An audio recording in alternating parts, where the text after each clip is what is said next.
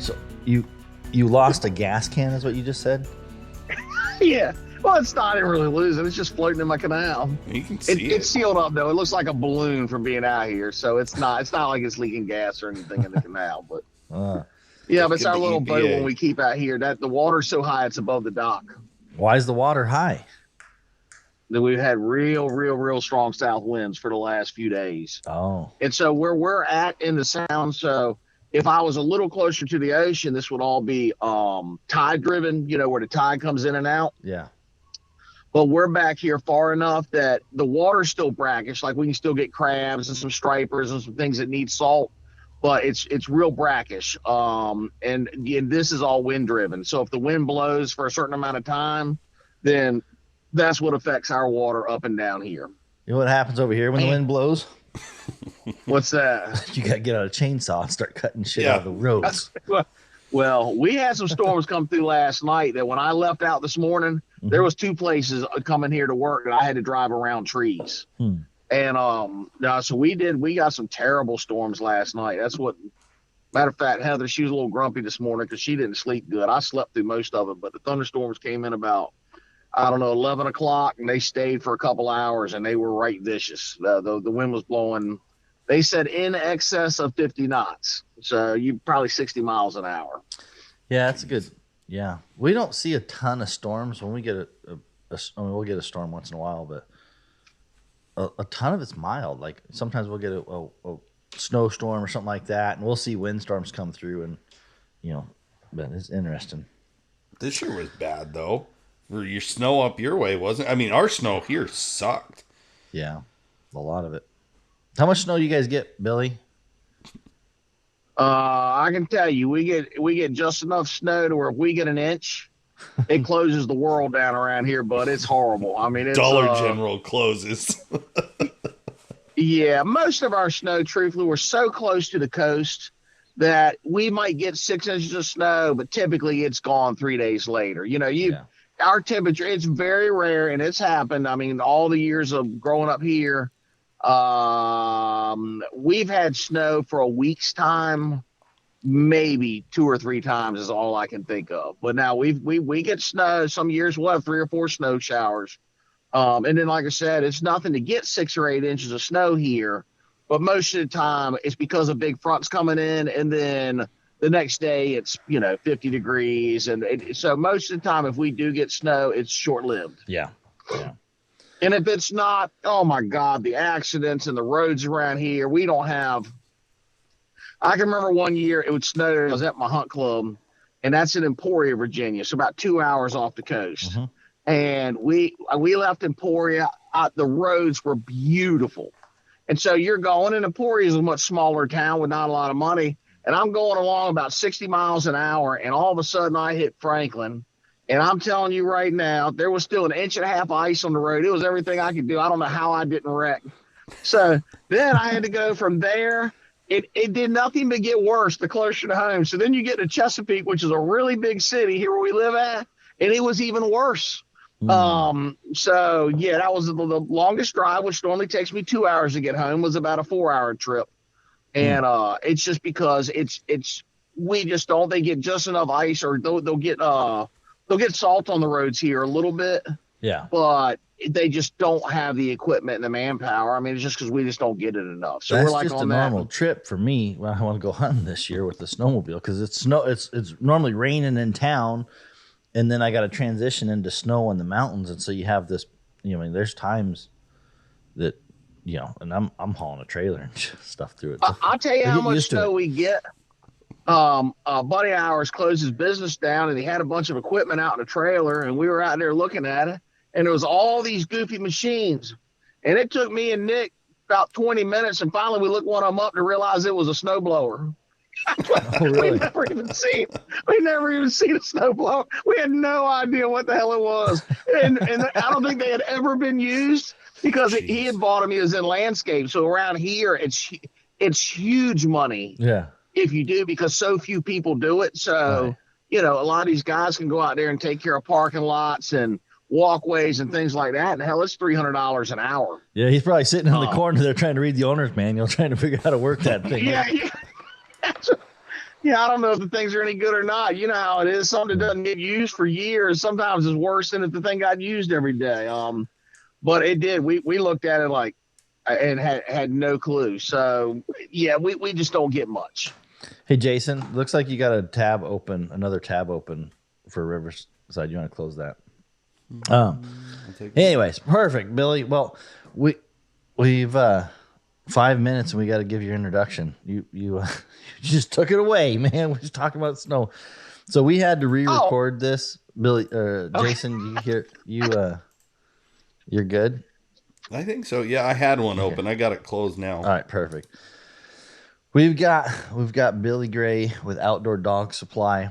We've got to I don't even know how we're going to do this, but we've decided to re-record. So we did a podcast earlier, and I pulled it, and I didn't have to. Nobody made me, but I think the biggest way that I can explain it is we do this podcast for our customers. You know what I mean? Like we're cool with our customers. When we talk, we're open with our customers. And that, I think this situation that we're in has just brought a lot more people into the room. And I think we hurt some feelings. And I'm used to hurting feelings.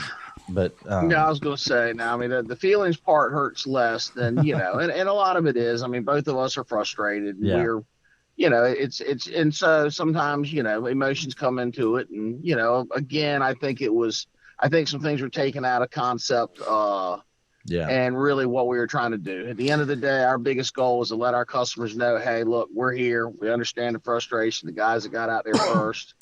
And at the end of the day, there's not much we can do about it until the things are corrected. So we're just. Yeah. And so before we start, I wanted to play a little sound clip that I found on when I woke up this morning. I was like, because I've been reeling. We pulled it within an hour, 45 minutes. I mean, it was literally, we pulled the podcast. It got some traction. And so if you heard it, if you were one of the very few people that heard the podcast, especially if you're a customer, most of our customers would understand, and they have a relationship with us. And so they understand what we're saying, and they were joking. But if you weren't a customer, if you don't have that personal relationship with us, I think you could take what we said aggressively and take it a way that we didn't intend it to be. And so that's the reason why I decided to pull it, because as I thought about it, I'm like, we recorded that talking to a select group of people, and other people were in the room that, in my opinion, maybe shouldn't have been in our, that wasn't, we didn't do that for them, but it is what it is. That was not the intention. Yeah. So I got a little clip here I'm going to play. I don't know if you see my Facebook post. I posted this morning. This little clip spoke to me this morning. So I wanted to play it for everybody. We're going to talk about it. We're going to talk about the TT25 issue, and then we're going to put it aside, and we're going to have fun. And we're going to talk about W and Outdoor Dog Supply and not stir in the drama. So here's the little recording. Yeah. Let's see if we can hear this really good. I'm not an audio guy, so if it messes up, don't burn me down. Knowledge is knowing that a tomato is classified as a fruit. Wisdom is knowing not to put it in a fruit salad. You don't have to open your mouth and dump out everything that's going on in your brain. You don't have to tell people everything you know. There's two sides of that calm thing. There's the people who stir things up around you. But there's the times we go around and we tell tales and we agitate. Hey, I heard this. Did you hear this? And they're stirring stuff up. Be that quiet man. Be that quiet man in the corner. All right? You got my favorite part coming up. Oh, yeah. My opinion's coming on this. Or properly corrective at the proper time. Then say it. Otherwise, be wise. All right? Talking all the time about everything to everybody. That's not an indication of the wise. Okay. So I seen that this morning, and I was like, man, It was trying to speak to you, wasn't it? It was. It was. Tell me to shut the hell up. Is what it was. But You know what? Always remember this. If you don't say anything, people don't know how you feel either. Yeah. And at the end of the day, always being the one to lay back. And like we've said, I think we talked about it with anybody else. Me and him are very, very passionate about what we do. And we're not ones to just sit back and let things happen. I don't think either Right. one of us would be in the position we're at today. I don't think either one of us would be where we're at today if we just sat back and didn't speak our mind when we knew things were wrong. yeah, At the same time, yes, I think what that guy's trying to say is there's times that we also probably could be a little quieter. yes. And so the line in there that really was like, if I was to write fight, it said properly corrective at the proper mind and proper time, then say it. And so I think on Friday, we definitely wanted a corrective. Like we wanted to say what was going on, but I don't know that we were in the proper mind, meaning we were still hurt. We were still really mad. You know what I mean? Like, and perhaps it wasn't the proper time. So that's kind of, if you were one of the very few people that heard it, there's nothing that I didn't say that I didn't feel. Nothing that you didn't say that you didn't feel. You know what I mean? Like, Correct. And to our listener base, which Yeah. is our customers, it's spot on. That's who we're doing this for, not the general public. right. And so those people who are hurt because they didn't get, they're on a wait list for TT25 callers. And because of this mistake, they're watching other people get callers. They're hurt. And they were probably at the proper time, you know what I mean? Because they were in the same emotion we were. But other people that were coming in to this equation had a different story, a different feeling. They were in a different mindset. And so there's several people who were taking those words that we said and we were joking about, and we were having a good time. Like I really, like It I'd sucked had to no pull it. malice in what I was saying. You know what I mean? Like we were joking. And it was talk that, if you come around a campfire with me, that's how we're going to talk. Like I'm not sugarcoating shit. You know what I mean? Like we joke, we talk about things that may not be appropriate all the time.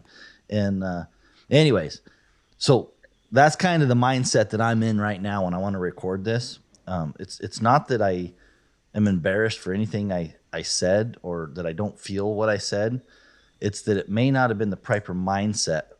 And so I don't know what your thoughts It's are. good. Really. I think that's enough. Yeah, that's enough of a. I mean, again, and I don't think that's what Buddy's trying to put is I'm not here apologizing for anything we did, but if it was misconcepted, we are apologizing for that. Yeah. At the end of the day, we're angry. I'm not gonna lie. I mean, I'm probably still not at the right mindset, but I'm gonna grit my teeth on some of the things I feel for this one. That's So, what Jason's here you for. know, Billy, Jason's got the Bleep, button. He's got the bleep, shock yeah. button today.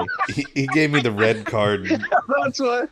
Yeah, and so it is. I mean, it's again, the situation was very, very, and I guess for anybody, and I don't know if it's explained this, we'll just keep it really simple, is there was a mix up in the initial shipping out of TT25 collars, and we feel we're pretty vested in them, and so it was a real bother being that we had hundreds of collars on back order for our customers, and these are the guys that want it first. They want to do testing. They help us and all of that. Some and of so our best sending them out to a customers. bunch of smaller guys that hadn't sold any was the frustrating part. Yeah.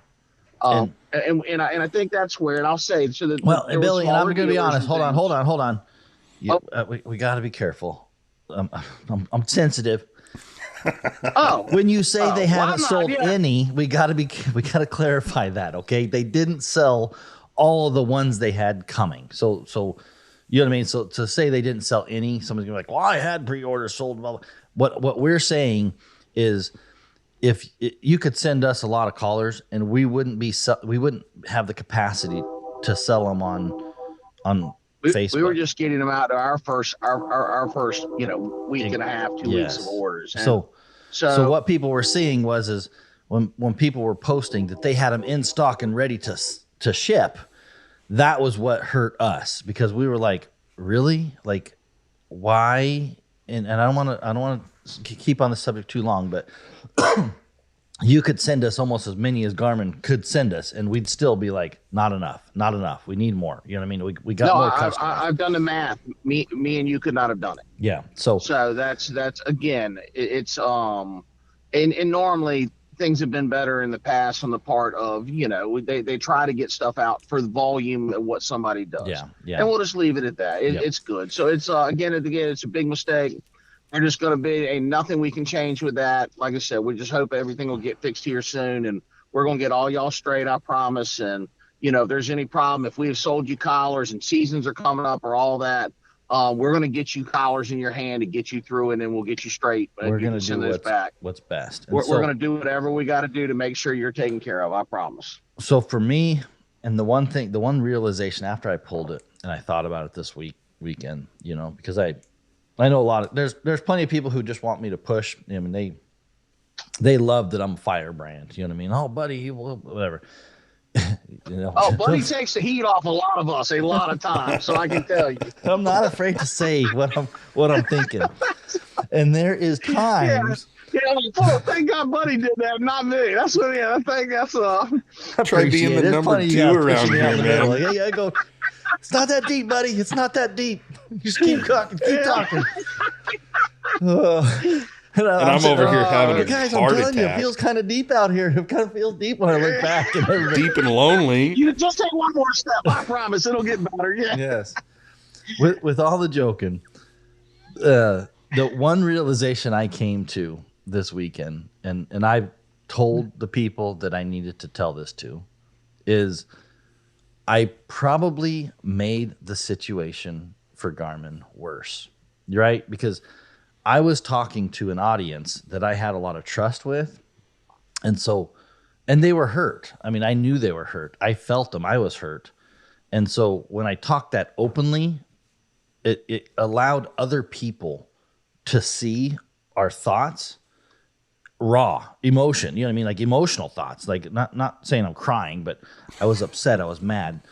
And when you do that and you open the doors and make it a public issue, it makes it very difficult for a company like Garmin to fix their problem, right? You know what I mean? Like it complicates it on a different level. And so for that, I need to apologize because that wasn't my intention. My intention was to talk to my customers. You know what I mean? Like I wish it was one of those things where you could just close the door and be like, if you didn't buy a TT25 from us, get the hell out the door. Like I'm just talking to you guys that bought a TT25 from us.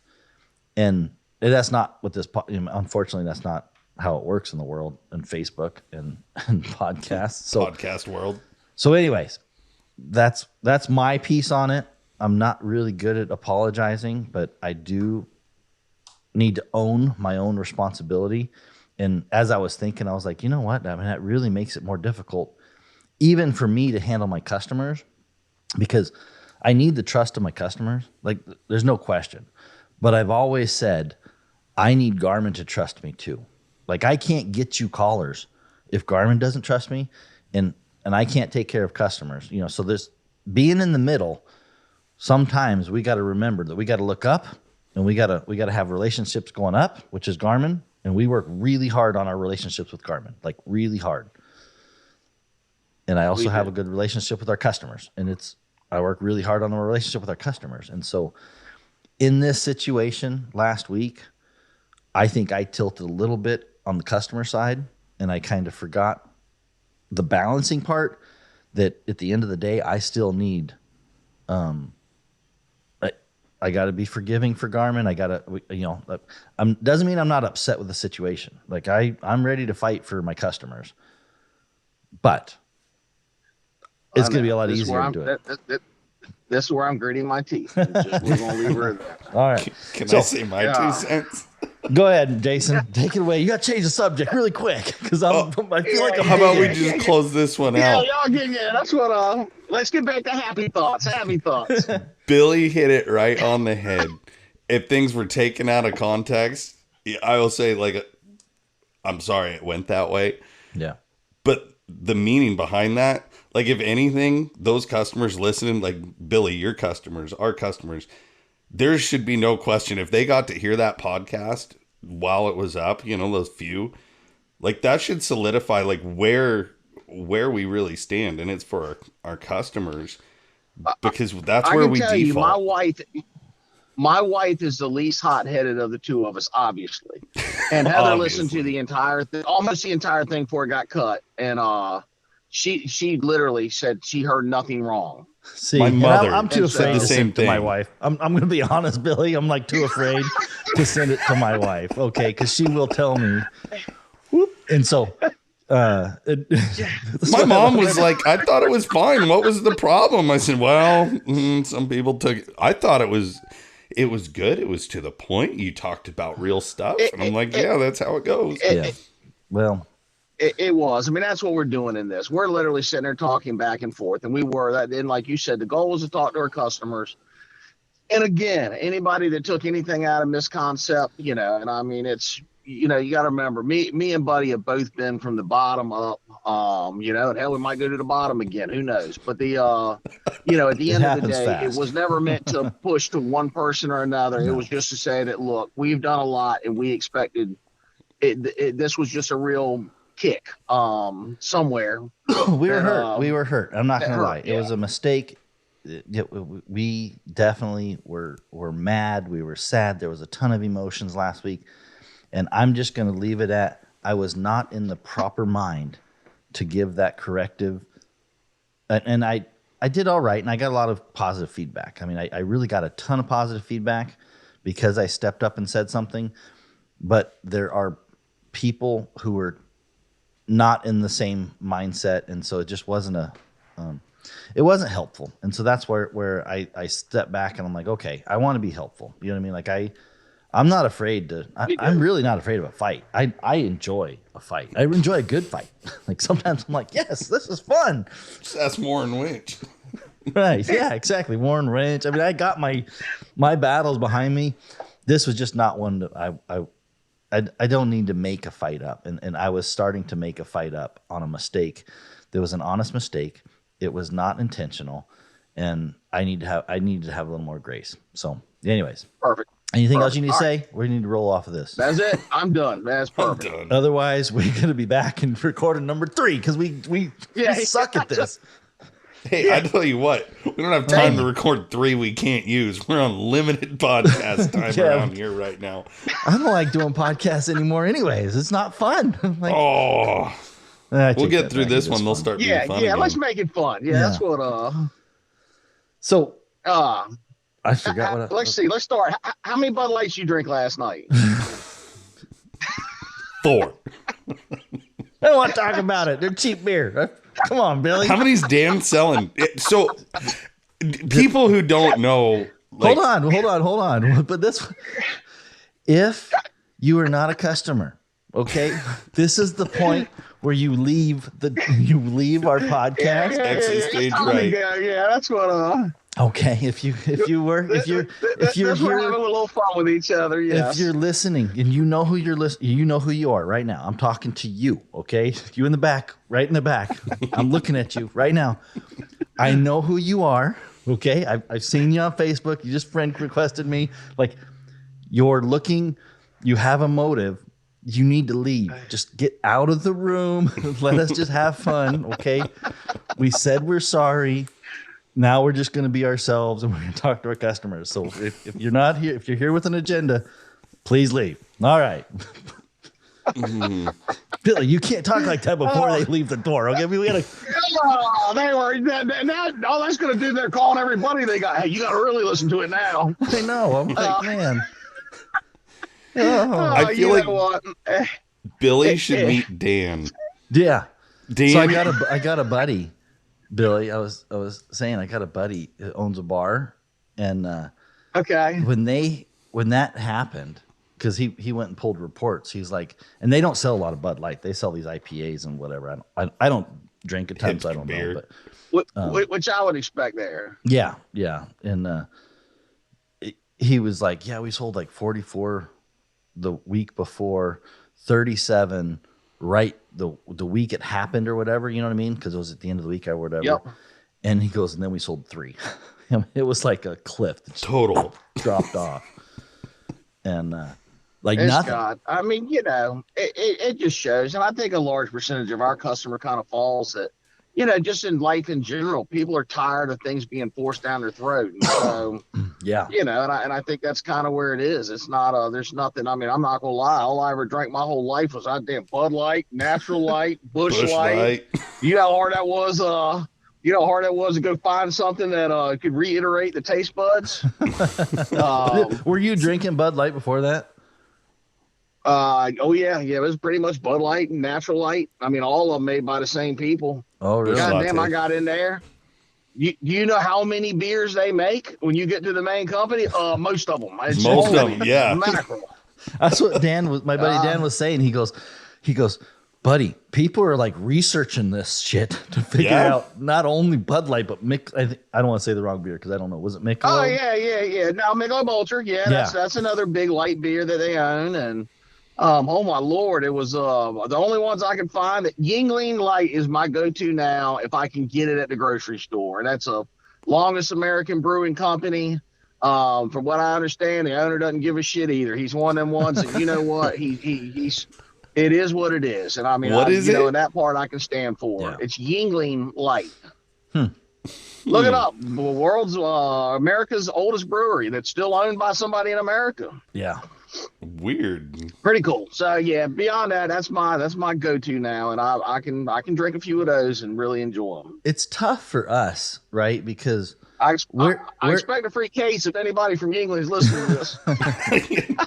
We'll get you 2 addresses. I'll get you 2. I'll get mine. You can have mine, Billy, because I don't drink very much. All right. Yeah, I'll tell you if you drank one, I think you'd like it. Once a year, maybe I'll have a one or once or twice a year. But, Hey, what do you but I know? normally I'll have a I don't. drink Sorry, beer. I just pulled it up. Like, yeah, Oh, a little stiffer. That's good. But that is 1829. in the world we're in today, like in our market especially, like the hound market, I can tell you that it's unlike any other business out there. You know what I mean? Like I look at other companies and whatever, and they gotta watch their P's and Q's, and for me, I'm like, I don't really care, man. My customers, I trust my customers. My customers trust me. I don't have to pretend, on these levels, and that's kind of nice. You know what I mean? Like, but it also puts you in a bubble sometimes that you forget that there's people outside your bubble that You can't be do like what that, we man. do. Oh, there's people always looking, and at the end of the day, it's amazing how many people don't have anything else to do but try to take you down, Yeah. or worried about what you're saying or what you think. And I mean, it's unfortunately, most of these are miserable people, and they're miserable themselves, and they work hard to make everybody else miserable. Yeah, yeah, So it's that's just part. And fortunate for us, that's not our customer. yeah. I mean, our customer, these are people that live every day. They do hard. They run dogs, and which typically, I'll tell you anyways, people that own dogs, dog people are almost always a little bit different in themselves. I did dog fences for years. I mean, Yeah. it's a responsibility. It's something you giving up time and dinners and, the puppy stuff, and you're cleaning shit up off the floor. And unfortunately, not everybody can do that. And it's, but I couldn't even, I've had dogs since, they were licking me when I was born. And, I've just always grown up. And then, of course, we got into the hunting dogs. You want a good story?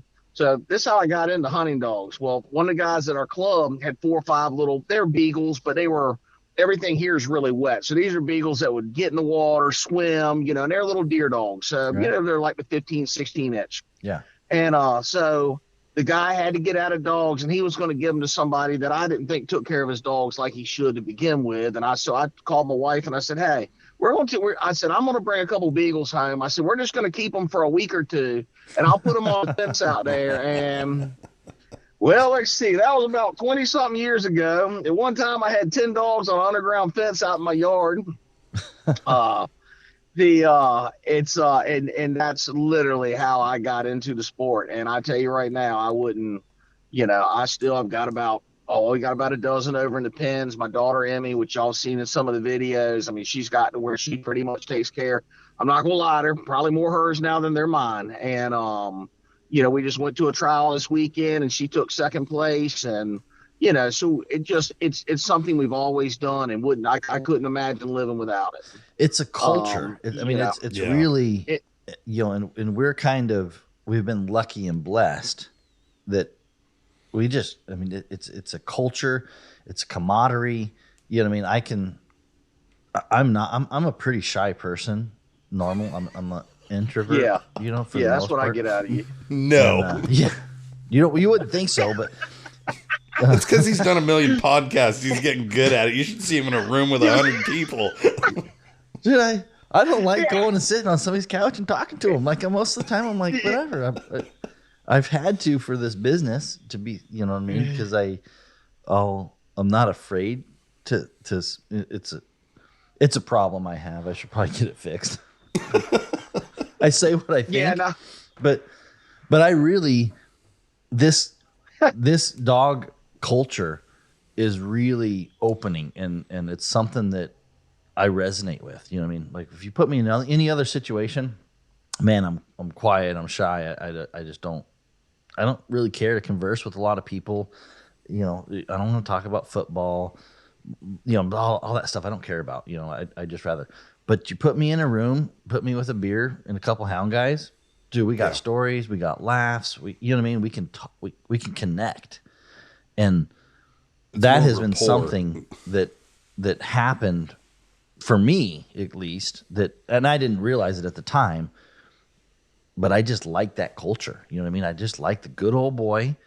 We're gonna go out in the woods. We're gonna go spend some time hunting and learning. And you got this dog and this project that you can kind of work on, and man, everybody's pretty low key. Not everybody, but most people are pretty low key, and they can laugh at mistakes. And you know what I mean? Like, you're not going to be in this business if you don't learn how to handle mistakes.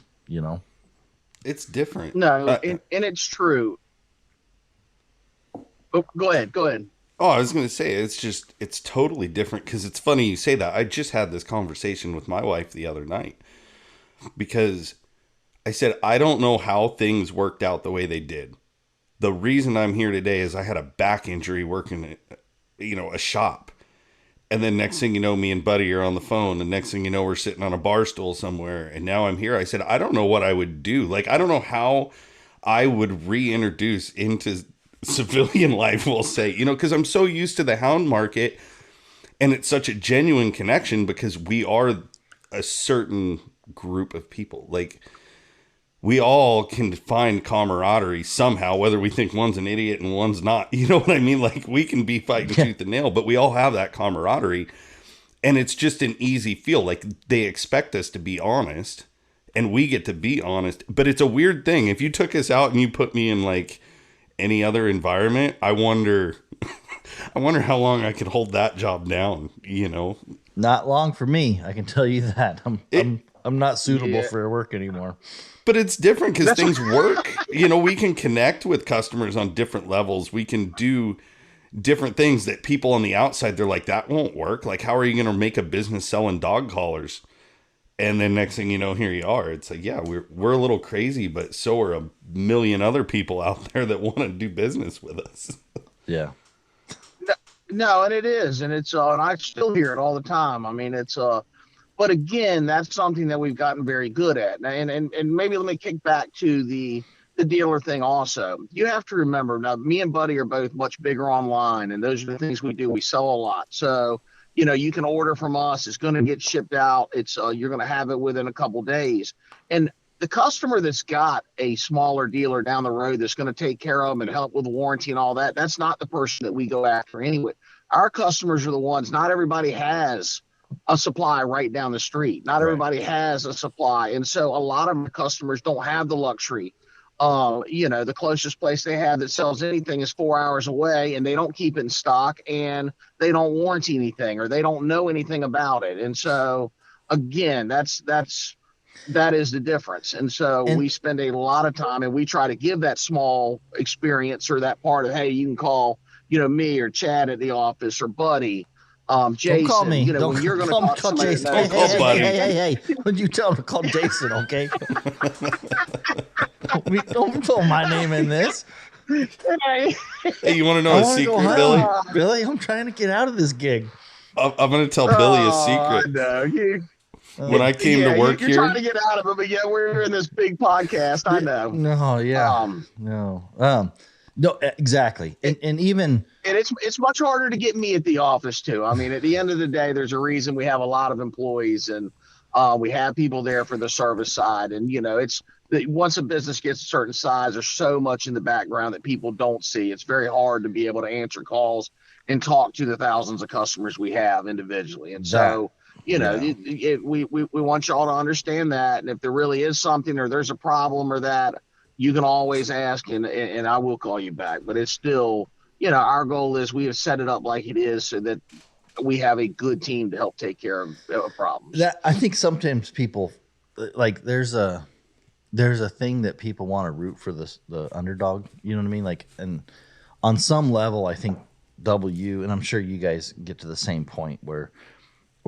when you're the underdog, there's a select group of people who want to root for that underdog. You know what I mean? And as we've grown, it's like I feel more people that want to. I don't want to say with big dogs in the room, but sometimes I mean, it's like in the hound world, we're two of the major names out there. You know what I mean? I think it's just. I'm not trying to brag. I'm not trying to say anything. I'm not trying to hurt anybody's feelings, but I'm just saying, like, we probably are the two large brands in the hound world. Well, we worked our asses off to be there. Yeah. Well, yeah. So so I think some people want to be against. Yeah, and I think what I'm finding, and not a ton, but and I have a responsibility in making sure this doesn't happen too. So how we act is the same, and sometimes it's our problem, sometimes it's customers, but they kind of want to root for the underdog. It's like, oh no, you're the big guy, blah blah. And it's like, dude, we started from the garage. You know what I mean? We started when we would ship out 2 or 3 orders a day, and we were looking at those orders like, holy cow, we sold 3. We sold 3 systems. I can still remember the day we sold 3 dog collars. I mean, these weren't, we had sold 3. And you know what? That was something at the time. We were doing underground fencing, so we were a huge service oriented customer in dogs already. And I'm like, we started looking and we're like, we looked at eBay and we're like, well, shit, we can put some of these things on there and make a little bit of extra money. And that is literally how it started. And the day we sold 3, I said, oh my God, babe, we made an extra $20 today. And you now do nothing but ship 3 little envelopes out. We're going to Sizzler tonight. I'm going to take you out to Sizzler, baby. Yeah. I still don't think that'll pay for the Sizzler, but it is. It was extremely exciting. You know what? That was an extra little bit of income that wasn't going to take any time out of what we were already doing. And it was really just, and then it got to where, everything started, once we got into the Garmin equipment and we started selling that. And, next thing you know, we had a little separate building out in front of the house that we had everything organized. And one of the things I did in the last podcast is the first hunting season that we were in business, my yard looked like it was destroyed from one end to the other. We had a real long driveway and you could park between the trees. Right. And at one time I can remember going out there and there's 10 cars out parked all up in the front. And you're like, oh my Lord, boy, the city is going to be, and the UPS guy. And of course, all of that. And we realized really quick that was when we had to get out of there. And, that was when we actually got into more of a retail location. But we were servicing and and then we got onto the online part and we just really grew from there. That was where we started in the beginning. Yeah. It's interesting. Like for me, when I quit my job at Intel, which, I worked at Intel for 13 and 9 months. And the only reason I know it's 13 and 9 months is because every 7 years you get a sabbatical. And I remember quitting my job at Intel, and I quit it like 4 months before my sabbatical. So if I would have just stayed an extra 4 months, I would have got, I think, 8 weeks off paid. But number one, my wife was done. Like we had 2 kids. We just had our second kid, and she was there was starting to be enough phone calls that were coming in that she was having to lock a kid in the bedroom because he was throwing a fit, and she's trying to handle a customer. And thank goodness our customers are so gracious. You know what I mean? Like our customers are the best. Like there's Like they understand. And Dude, so they weren't for sure. upset at her, but she was, you know, self-conscious about that. You know, number one, she didn't like locking the kids throwing a fit so she could take this phone call for money. I mean, you know, that makes you feel horrible. It's Sure. like, oh, I got this kid. Right. I can't take it, but I need to make this sell. And anyways, I mean, she came that night. She was like, you either got to quit Intel or we got to quit W. You know what I mean? It was that much of a, there's one thing I can tell you about my wife is she's principled. You know what I mean? Like if she don't care about the whatever that money or you know those types of things don't impress her, and she was just honest. She's like, I'm not doing this. Like this is not worth it for me. She goes, you make a decision. You either choose Intel or you choose W, but we can't do both. And thank Here we goodness are. I chose. I think I chose right. You know what I mean? Like, No, I think you did too. So no, that's actually pretty awesome. It's not mine. God, let's see how this works. So when Heather had come home, so we had Trevor. Mhm. When we had Trevor, we actually were in a office over, say, 25, 30 minutes from the house, but it was in a really good area, still doing the dog fences. And we did the dog fences, and we sold some like remotes and training stuff too, but it was still, we were very, very, very small, local. Yeah. You know, took care of our customers that we had fences for predominantly. And again, so she had gone, so when 9/11 hit, that's actually shows you how long ago that was. 9/11 hit, I don't think our phone rang for 2 weeks, nothing. Right. And we decided then that the office was going to be too expensive over there, and we were, of course, so far from home. And that was we your moved fencing company? This was all fencing. Yep. Well, we were doing E-fence? fencing, and like we sold dog truss, and we did sell some of that. But I Yep. mean, we were, you know, you got them from a distributor. We weren't moving any volume of anything to do anything there. But we did underground fencing. Is what I've got 15 years. We had thousands of customers here locally. So I mean, we did.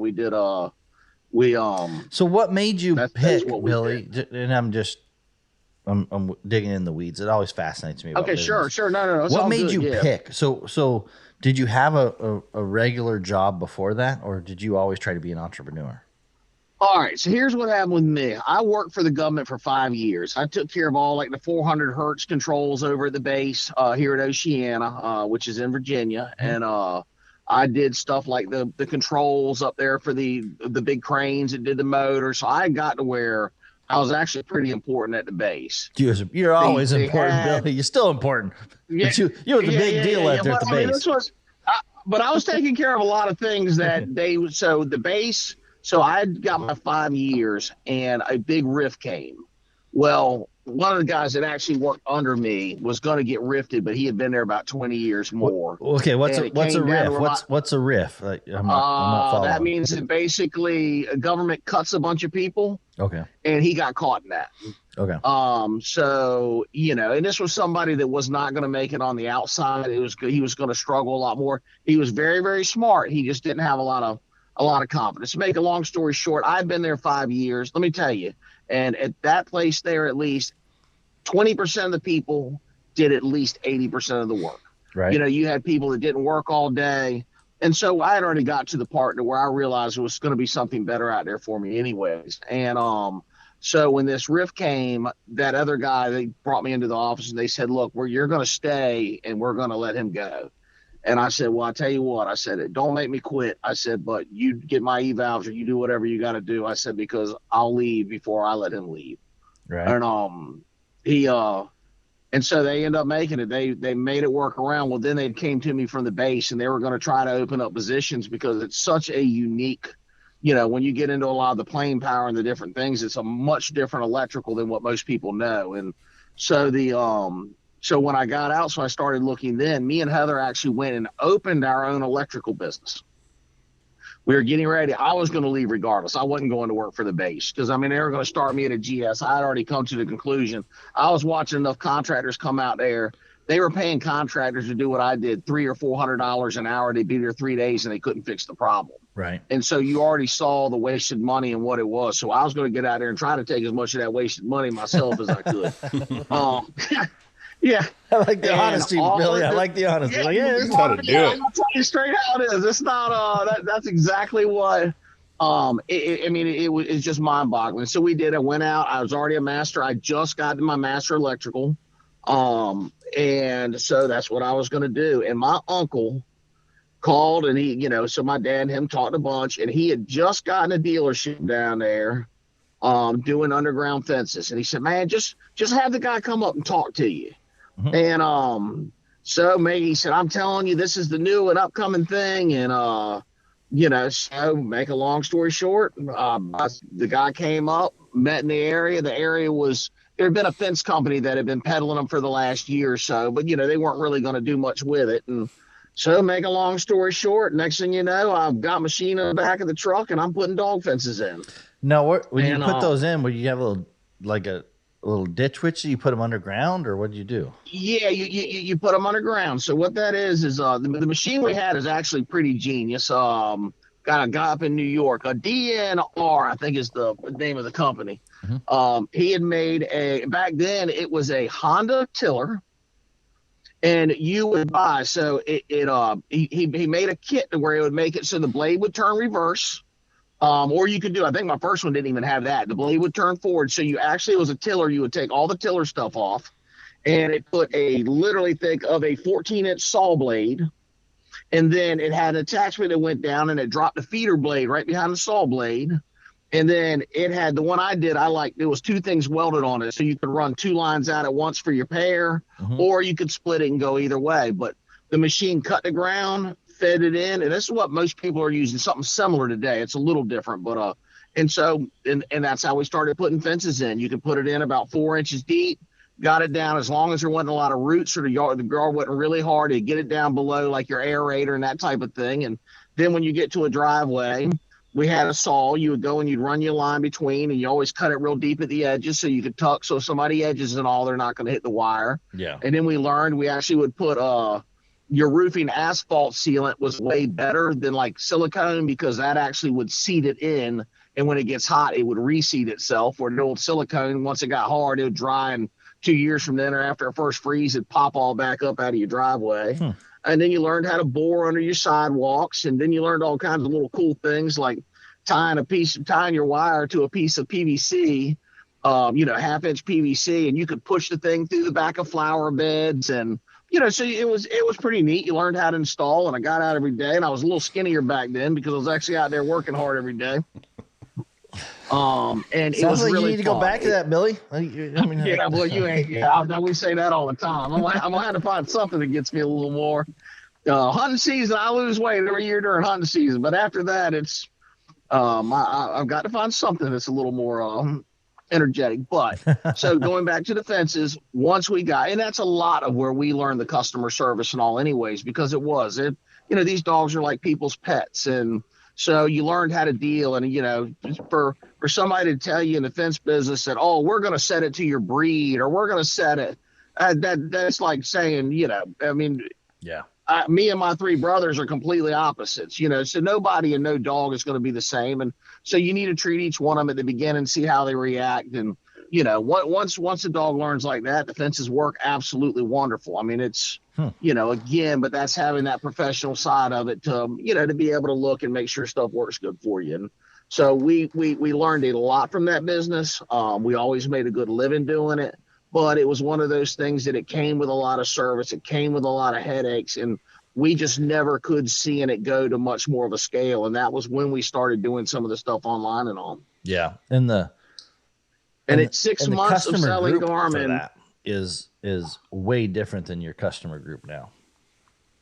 It is. Now they're dog people, but they're a little more of your homeowner. And I'm telling you, if you knew how many of them, these dogs are their kids. And that's a lot of people didn't have kids, but they had 3 or 4 dogs that they wanted. So there was always that concern of, is it going to be too strong, or, if they're not doing good on it at first and not wanting to get out in the yard like it is. And so there was just a lot of, and of course, a lot of it relies on the customer too, changing batteries and keeping the collar snug enough. And so that was a lot. There was a lot of extra issues with that business. And a lot of those were customer created issues, but you still had to deal with them. And those were things that were very hard to charge for. Yeah. Yeah. And I think Time's that's always hard. Yeah. Well, and both of us have a really strong relationship with our customers. You know, both of our businesses or We whatever. do. Sometimes I'd say personal relationship. You know, would be a, you know, they're friends. They're more than just a customer. At least that's how I feel. You know what I mean? Like when I see these guys, I feel like I know them. You know what I mean? And Oh, we do. I was just down 5 hours from home, and I mean, it's, you got guys coming up going, man, I order everything from you, and thank you. I watched your video the other day, and I mean, those little things like that, it does mean when you can drive 5 or 6 hours from somewhere and they come up there, and it's just like and yeah. it's really really nice, and I mean that I had God, one of if I my could little remember the name nephews of or it, my that was cousin. It was like, buddy, I seen somebody wearing. It was on a TikTok or something, and I don't know that, but he goes, there was this TikTok, and they were wearing a W sweatshirt. You're famous, and I'm like, I don't. No, we got a lot of customers, but it was TikTok. I mean, just because someone has a sweatshirt on there, but that's kind of in some level, that's kind of cool when you see a shirt or sweatshirt. Oh or man, whatever, no, that's reach one we have. you.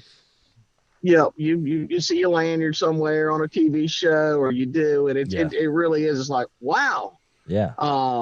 It is cool. And God, speaking of shirts, do you remember that? His buddy sends me a text one day, and he was at a show, and the guy had, what was it? It He was a had, girl. No, it was a it guy. was a It girl. was a That's guy. right, it was a girl. Okay. Okay. Well, there was. You sent me two, Yep, but yep. one of them had like, it was what was it, my sweatshirt on or your hat, or it was vice versa. And buddy Yeah. sends a text, says, his heart was in the right place, but he's out of his mind, or it was I vice said, yeah. versa. He had his heart in the right place, but his head was in It's the the wrong. right place. Yeah. That's what you couldn't do nothing but laugh, but that was funny. Had his sweatshirt on and my hat, or it was Yeah. one. Shoot, I probably could dig through the emails and find it. You'd have to find something, but yeah, it was either his head was in the right place, and his head was heart, or it was heart, whatever it was. It was a good little jab. I said, I'm gonna send this to Billy really quick, and I threw a jab. No, it did. You couldn't do nothing but laugh. It was quite comical. Yeah, But so no, that is awesome. And we say, shoot, I got good buddies that still ride around with the dogs, the DU dogs on the side of their truck. There's a few of them. So it gets out there, and it's not. There's times, there's products that Buddy sells that we don't, and so there's always going to be. He's got, that's what I got two of his shirts at my house, and I think it still pisses my wife off every time I wear them, but I wear them all the time. Tell her I'll get her some. I got some cute ones for her. We got some Hound Girl ones. Yeah, it's a cool one. It's the one with the flag on the back, and I got one of them, I think, in black and white. The other one's in color. But no, That's it's funny. you do some really nice stuff, and you know what? That's what makes the world. Good competition's always good. Yeah, it came to a point, and honestly, for me, Steve Snell was the guy that kind of said it to me in a way that, because early in the days, I mean, I'm not gonna lie, dude. I was like, "What are they doing over there? What about them, Steve?" And this, and I was ready to fight anybody with a dog supply company. You know what I mean? Like, it just, Yeah, you know what I mean? I was like, it was just a little pissed off kid in the corner, just barking at anybody I could. You know what I mean? And Steve Snell's one that told me, he goes, buddy, he goes, if I said, here's what he said. He goes, if you're taking my customers, then that probably means I'm doing something wrong, and I'm not taking care of my customers the way I should. He goes, so you don't bother me. He goes, I'm pretty confident that if I treat my customers the way I should and the way I do, then my customers should be pretty loyal to me. And if they're not, then it's okay. You know what I mean? If that's what it is. But I don't need to be working and worried about what you're doing to try to do whatever. He goes, I need to worry about my customers.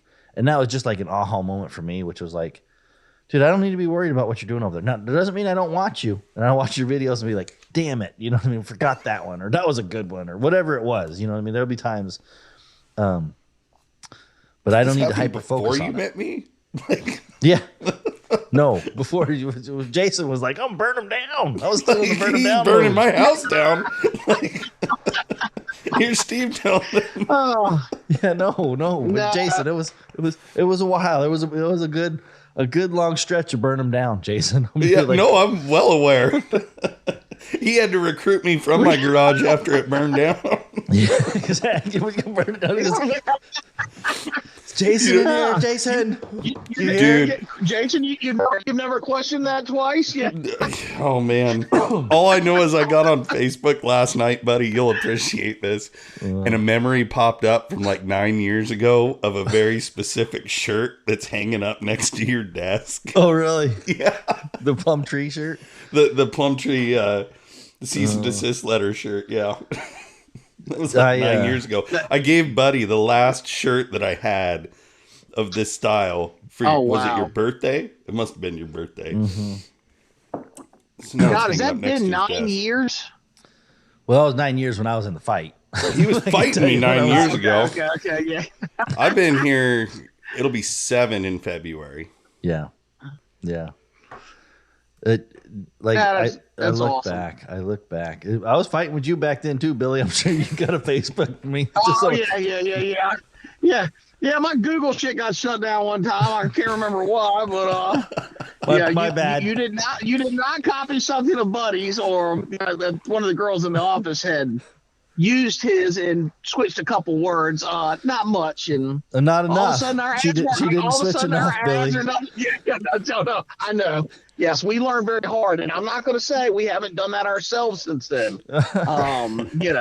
But back then, that was, oh my God, he was, they were doing these big reviews and videos. We didn't shit. What's a great big review or a video? I mean, we Right. hardly knew that you're supposed to do something different to get the organic, and and that was being a very competitive person myself. You learn very quick, but when all your stuff, when you can't even find your ad in Google, Where'd we go?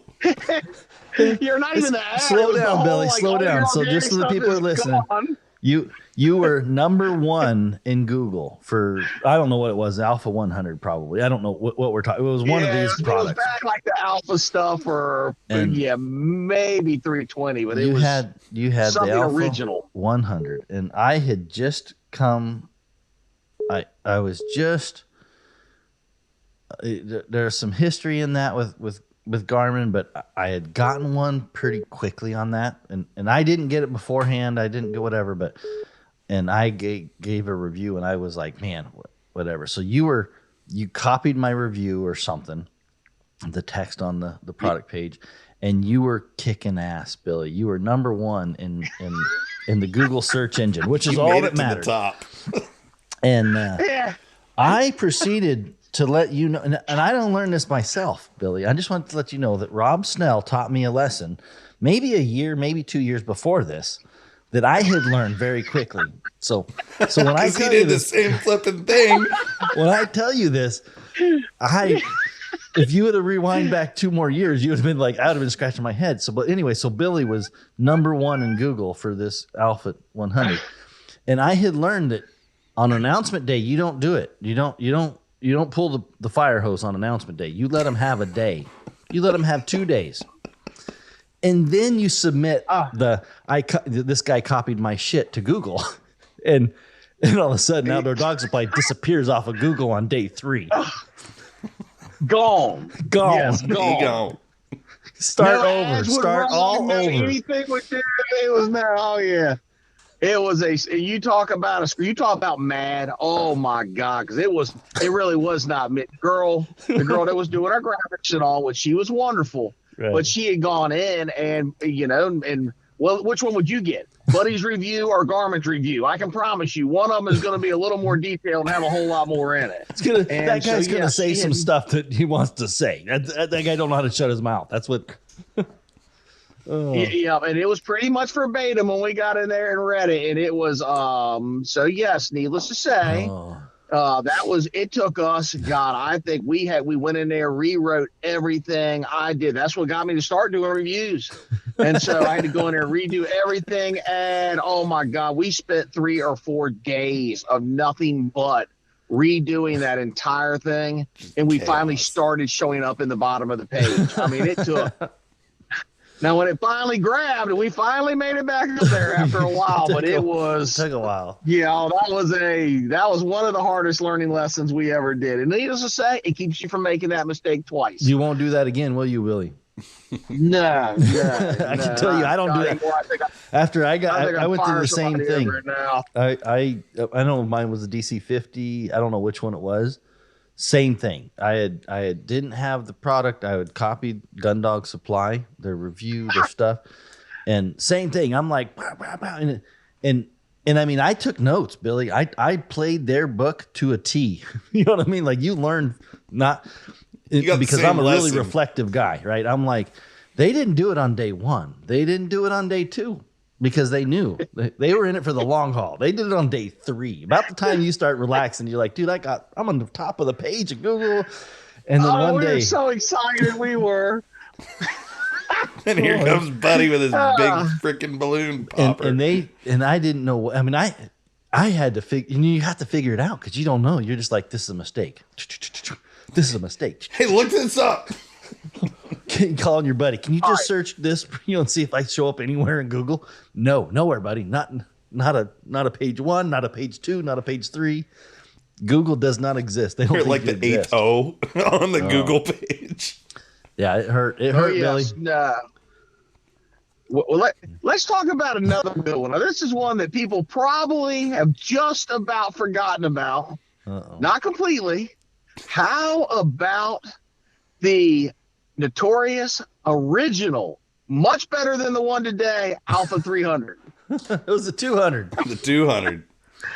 Oh, it was a 200. That's what it was. Yeah. Yeah, the Alpha 200. I should have done a 300. That was a chess move. That was like Yeah, chess master hey, stuff, man. I almost took it, but I can say that there would be no excuse now because we knew where the repercussions Right. were back in the other. I've thought about it. I'm Yeah, like, I wonder if I can do I wonder if I can just shoot a quickly. I'm gonna shoot an Alpha 400 right now. It's like, Right. you know what I mean? Like, I don't know anything. I could totally do a video. Garmin's still gonna look at me like, cut it out, buddy. Cut that shit Yeah, out. I think we launched the 200. It still took 2 days for it to override buddy's original still post at from the top. 5 years earlier. Original product. That was the intent, Billy. That was That was the on shot. I don't purpose. know how That's many crazy. people. I don't know how many people when I recorded that Alpha 200. It was about the time that the SEO world, when I say SEO, search engine optimization, when those wars were at their highest peak with Gundog, Yes. with Outdoor Dog Supply, and with us. We were all, I mean, really, really, we weren't friends. Okay. We weren't- LC used to be up there at Yeah. that time too. Yeah. LC was another one. Yes. Exactly. Like, so we weren't friends at this time. We were all sitting in behind our keyboards trying to cut each other down. You know what I mean? Especially on Google. You know what I mean? If there was a fight, the fight was Google. Like that's where we really, and still to this day, that is the fight. No, Like, it is. if- Not. Yeah. If I get off this podcast, I need to check my Google results and be like, I don't know where we are because I don't watch it as much as I used to. Where I'm comfortable enough that I'm like, yeah, I can tell everybody's kind of laxed off of it a little bit. We still do the work, but we are not hyper focused on it like we used to be. But Yeah, it's hard to be as hyper focused, and we have a much more dedicated customer base than we did back then. Back then, we were working everything we could do to grow it. yeah, Um, we needed to because we didn't have anybody else. We were like, you got to find us, buy it from us. No, we did not.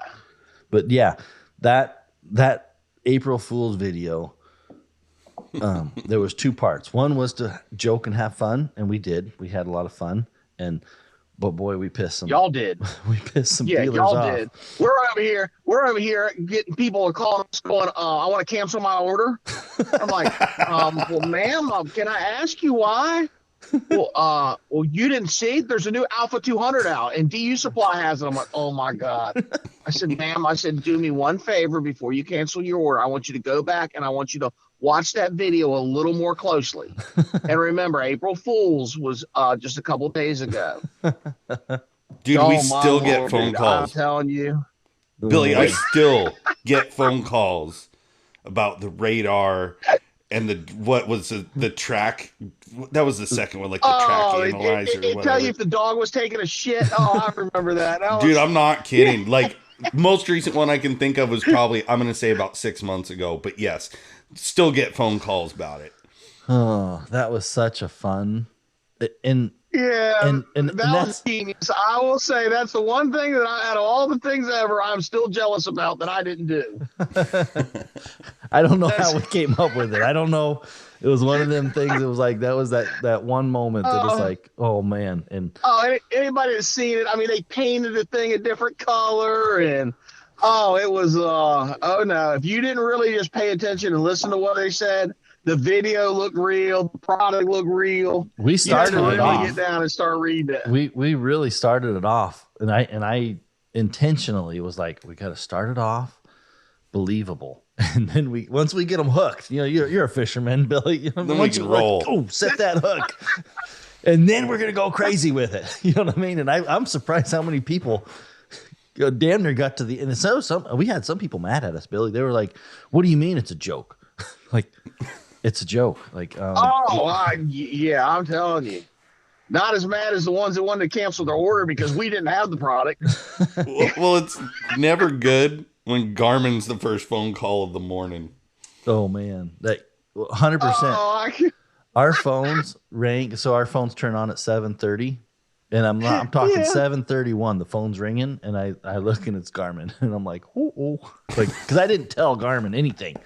I knew this is one of them things where you're like, they're gonna tell me to cut it out. They're gonna tell me no, right? So I was like, I'm gonna ask for forgiveness on this one and not permission because you know what I mean. I don't know what they're gonna say.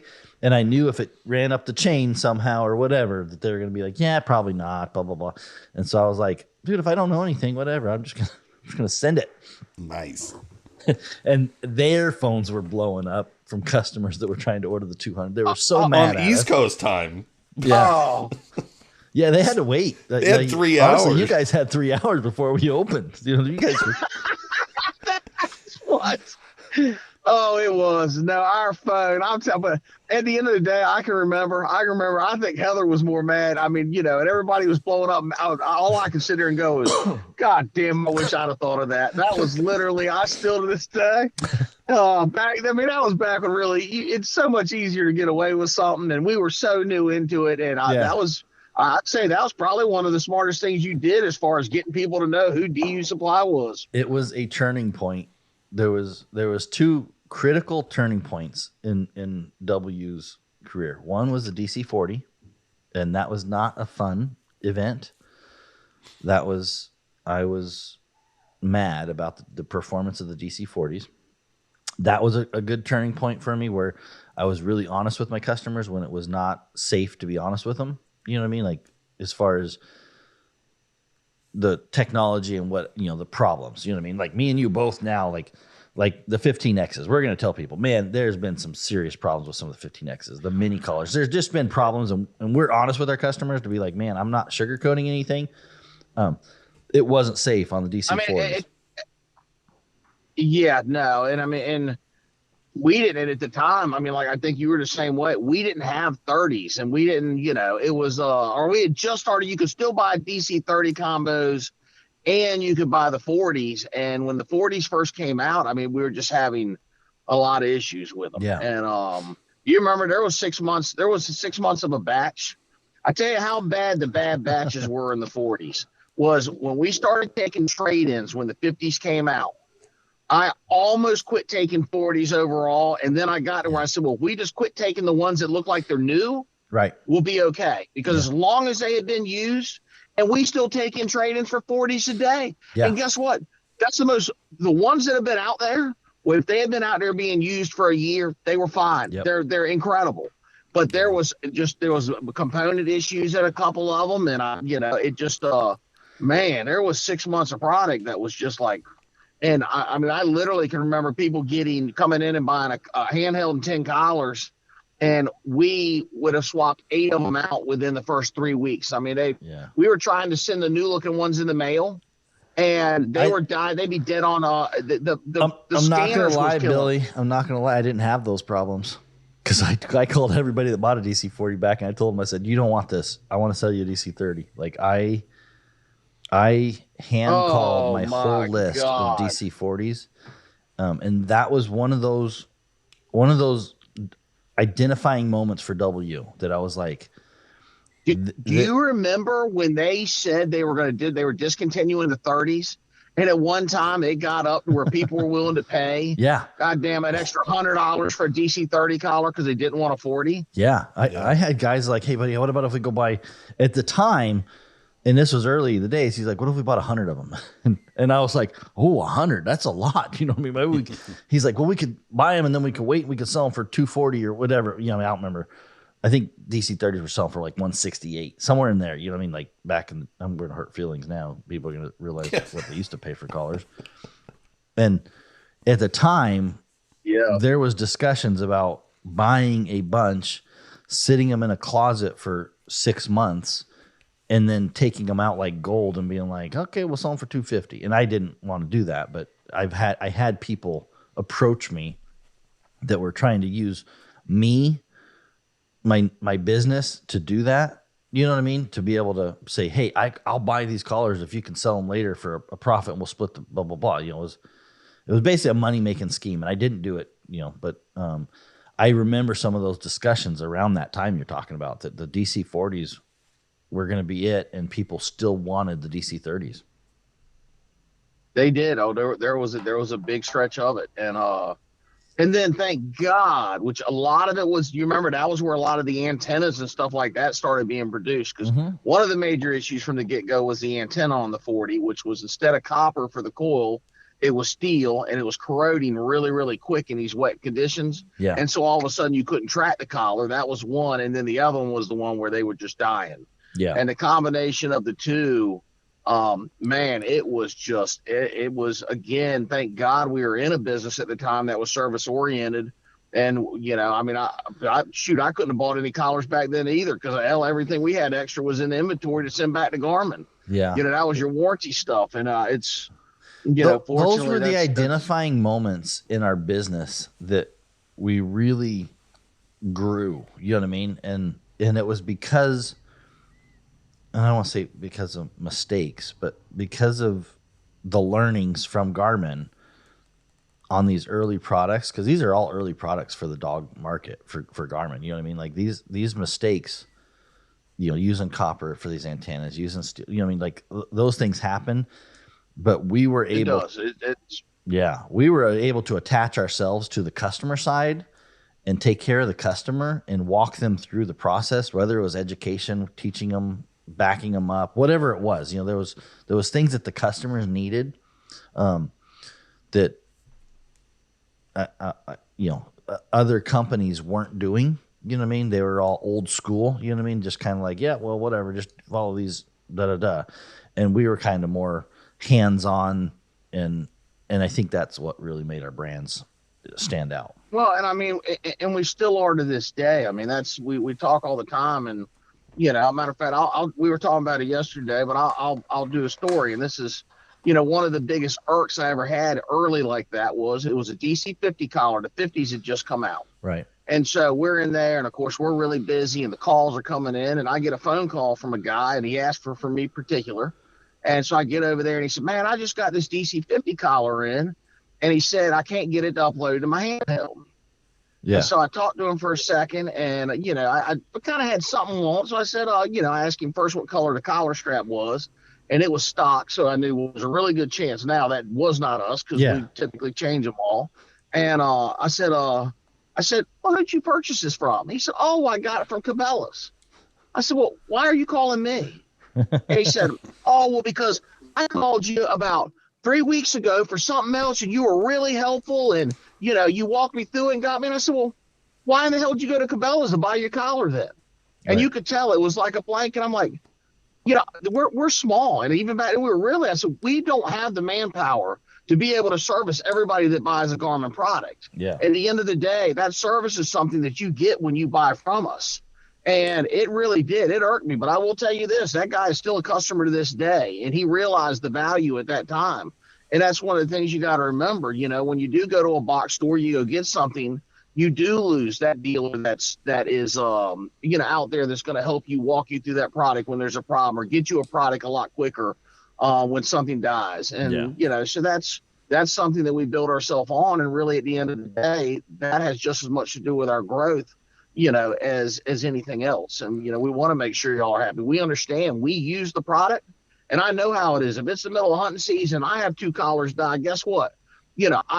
Most people don't have the money to go spend and buy 2 new collars to wait for 2 more to come back from the manufacturer 3 weeks later. It doesn't work that way. And we understand that. And that's one of the things that's helped us grow. So, that's where we always say, and if you do get one from a smaller dealer, just make sure they're going to help you through it and service that. And there's plenty of them out there that do. And that's the most important part, is making sure that you're going to have that extra service with that product, because this is a service oriented product, which isn't always the case in retail products. But that's why, again, it's very, very important to think about where you purchase these things. And one of the benefits, like I said, I know, and not to go back on the small dealer, big dealer, whatever, what I mean? Like there's we made some people mad on the whatever first one, but one of the major we got to give a shout out to somebody in a second.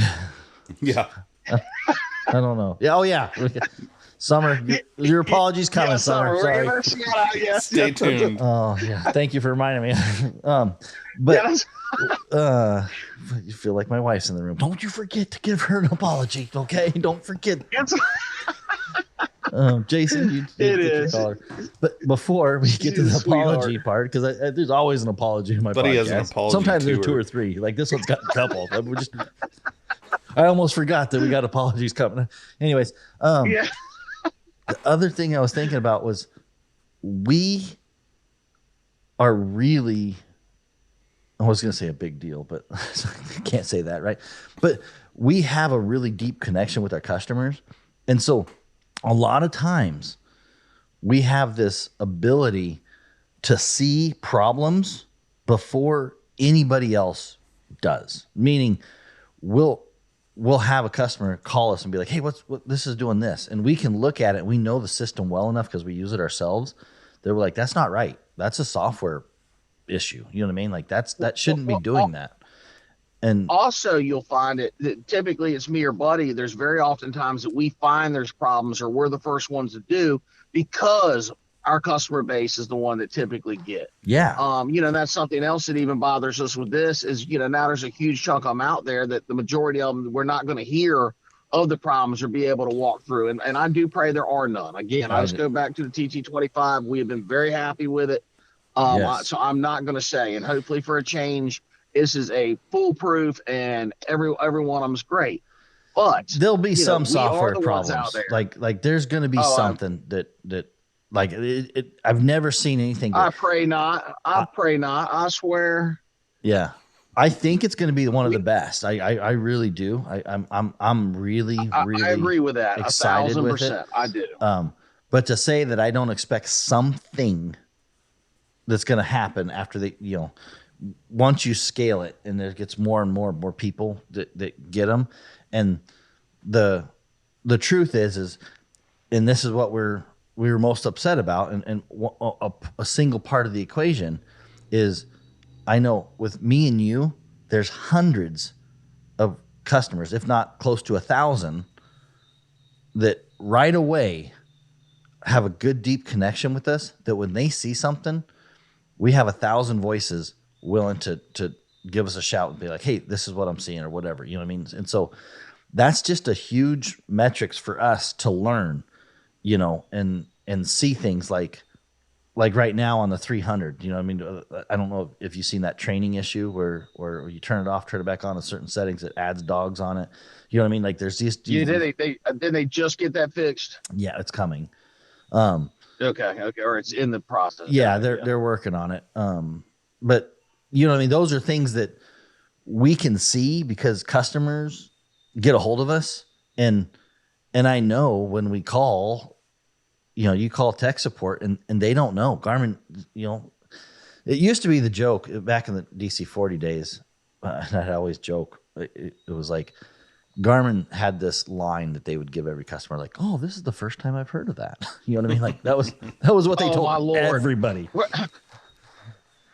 knowing damn well that you had called them up there 5 times. Right. Everybody called and called them, and so it used to be a really big. Now I will say they've gotten much better at that, but Yeah. that for years was the line. That was a now line. I haven't heard of that. I haven't heard of it in a long time, but that was. Weren't you the one I talked to 2 days ago? I'm pretty sure you heard of Yeah, it. exactly. I was talking to you and told you about this problem 2 days ago. So don't tell me. You're like, and that's the hard part for me and Billy, because we'll call them out. We'll be like, I know it's not, dude, because I promise you this isn't the first time, and you're just reading out of a book right now, and I wish you wouldn't do that. And that's just no. Yeah. And they have a handful of guys over there too, and girls. They've got a group over there that have been with them a long time. Yeah. That are really good, but unfortunately they're so big.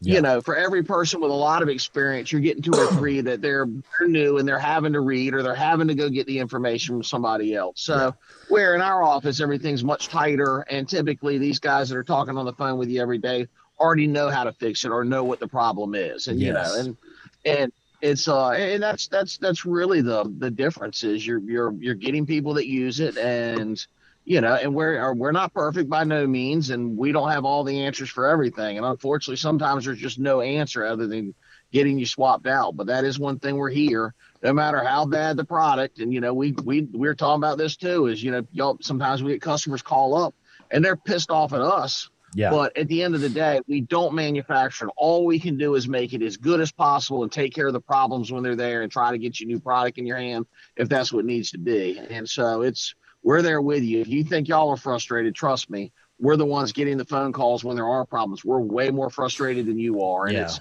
it is hard for that aspect. And like you said, sometimes you only remember the bad. A lot of it's really good too. And you do got to remember this, and you got to give Garmin a credit.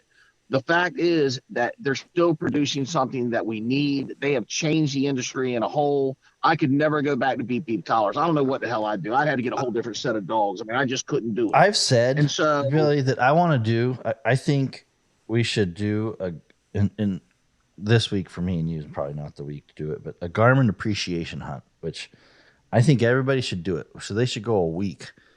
Put your dog collars on, and put your handheld in the truck, and don't touch it for the whole hunt. You know what I mean? Go hunt like grandma and grandpa used to, or grandpa used to do.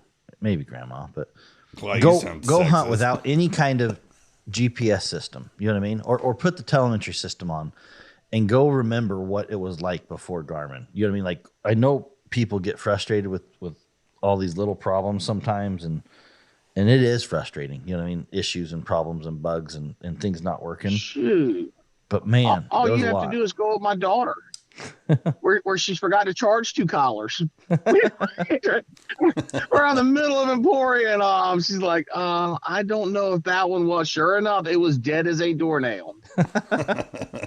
But do that with the whole pack. You know what I mean? Like try to go back and that's what I've thought is like, hey, it's easy to get mad, like, and be like, oh, this, whatever, competition or whatever, and other products.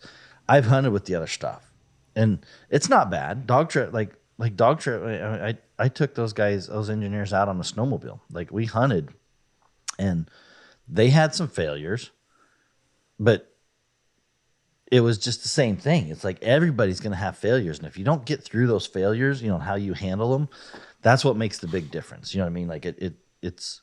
You can, if you're just expecting something to work perfectly, this is going to be a hard deal. Like, it's just not going to happen. For the most part, a lot of people have no problems, and you should be blessed. But I'm not one of those guys. I have a lot of problems. What you find is there's 2 types of hunters out there too, and I hate to say it, but a lot of it does come with age. The guys that have been running dogs for 20 years.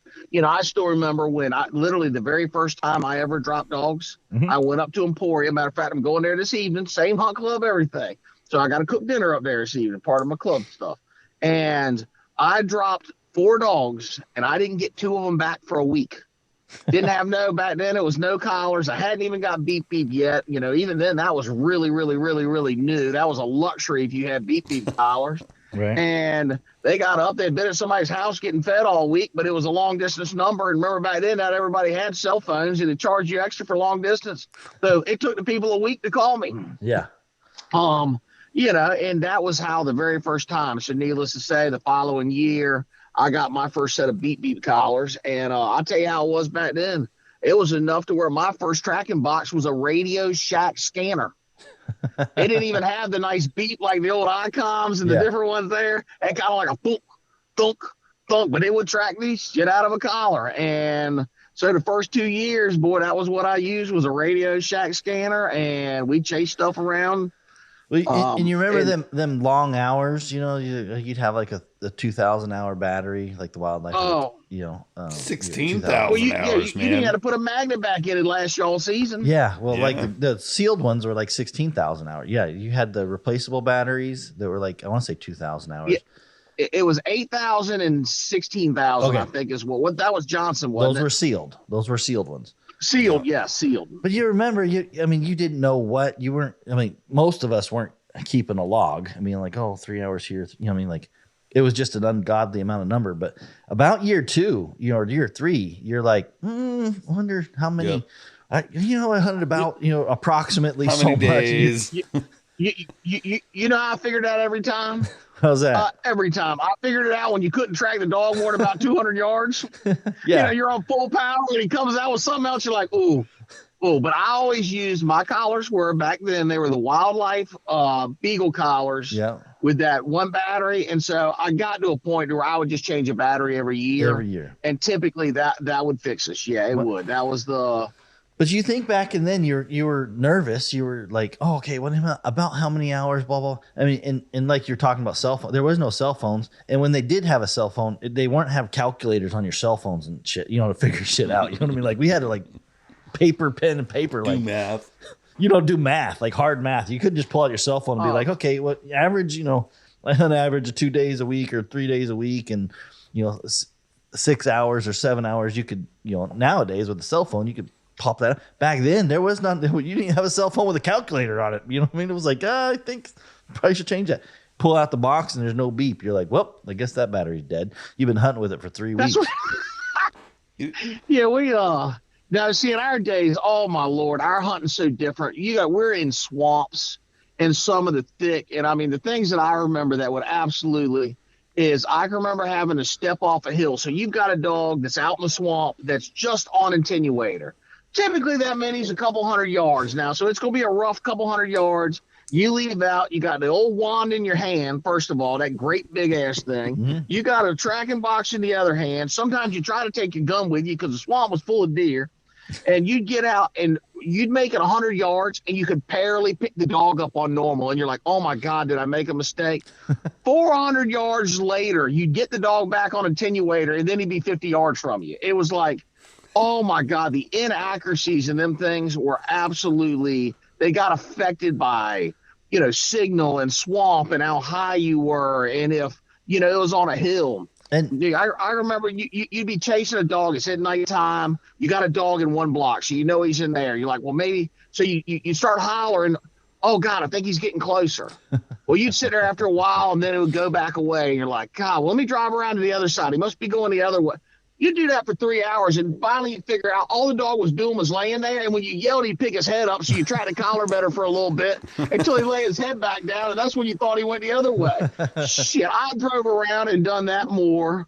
Those are the things that the younger generation that has never had anything but a GPS collar in their hand that tells them exactly where their dog is. Yeah. Y'all really did miss a different time. And then before that was you didn't have beep beep collars at all. You take your jacket off, something that smelled like you, and typically you left it out in a spot that where you had cast it at or somewhere near it. And the next morning you come back, the dog be asleep on your jacket. That was literally what you did a lot in the old days. In my case, it was 3 days later, but yeah. First time my first bear tree, the bear jumped out of the tree and took off, and it strung dogs all the way up this canyon. And I didn't see my dogs for 3 days after that. Leaving the jacket, they had beep beep collars on them, but I'd hike, like you say, except I wasn't hiking 50 yards in a swamp. It was like 550 yards down a clear cut, down this creek bed. It was like a boxed in. It must have been in that boxed in canyon somewhere.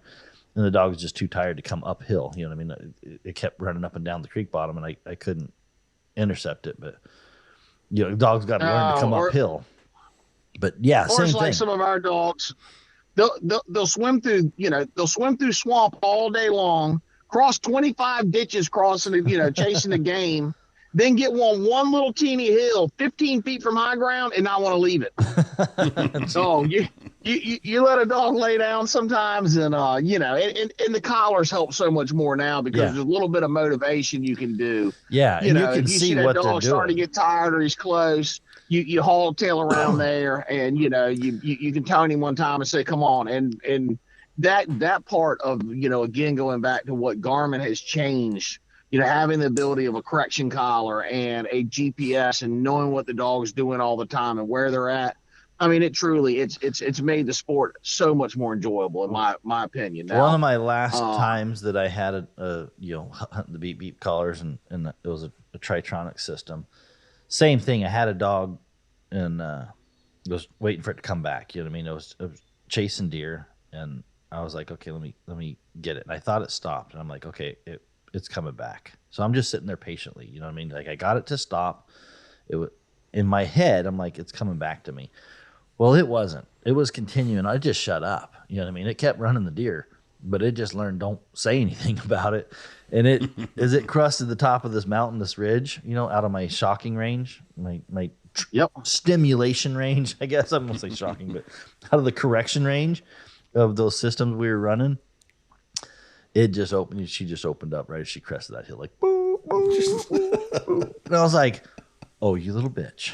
You know what I mean? But that was done. Like she got it, and it was at that moment that I'm like, "That don't happen anymore," because I can see if you keep going. You know what I mean? If I tone you, and you shut up, I can see what the dog's doing. You know what I mean? Like you get to see so much more than we used to see. We just the very first time I ever put a collar on a dog. This was, matter of fact, Mr. Alan Johnson, a very, very good friend of mine, still in the hunt club here in Virginia Beach. And his dad had gotten an Alpha or a 220 and DC 30 collars for his coon dogs. And I think he had 7 collars total is what he had. And so, his dad one day, he said, well, I'll bring him. And because I was still bewildered. He was telling me about it. I'm like, well, battery life ain't going to be long enough. Yeah. We're over there hunting swamp. So everything I said, we put my beep beep collars and those on 7 of my dogs. And I'll still, old Dallas is one of the best dogs I ever owned. I think she made field champion on the outside. She made a grand field champion on the outside. She was an incredible. Well, like normal, we went in there, jumped on the hill, and they went to the river. And so, that's a long ways off. And in the old days, and so they'd gone back. Well, they did a big loop in there and got on a little island out there in the middle of that swamp. She sat on that island, 2 of them sat on that island, did a couple little circles, did nothing for about 3 hours. About 2 hours from dark, she all of a sudden came off the hill. And next thing you know, you heard them they jumped coming to the hill, ran a great big old doe up there, and they killed it. Now, in the past, I'd have said, oh, my God, they've been running that deer out in the swamp all day long and finally brought it to the hill, and we killed it. And there would have been no, I watched her do nothing, lay in the sun for 3 hours out there on that island. And then when she realized it was starting to get dark, just happened to jump the deer coming in and we killed it. And so it right then told you, who's doing what. It will tell you what a dog is doing great. It will also tell you what a dog is not doing. And I'll never forget that as long. And right then was when you're like, oh man, this is really, really, really nice.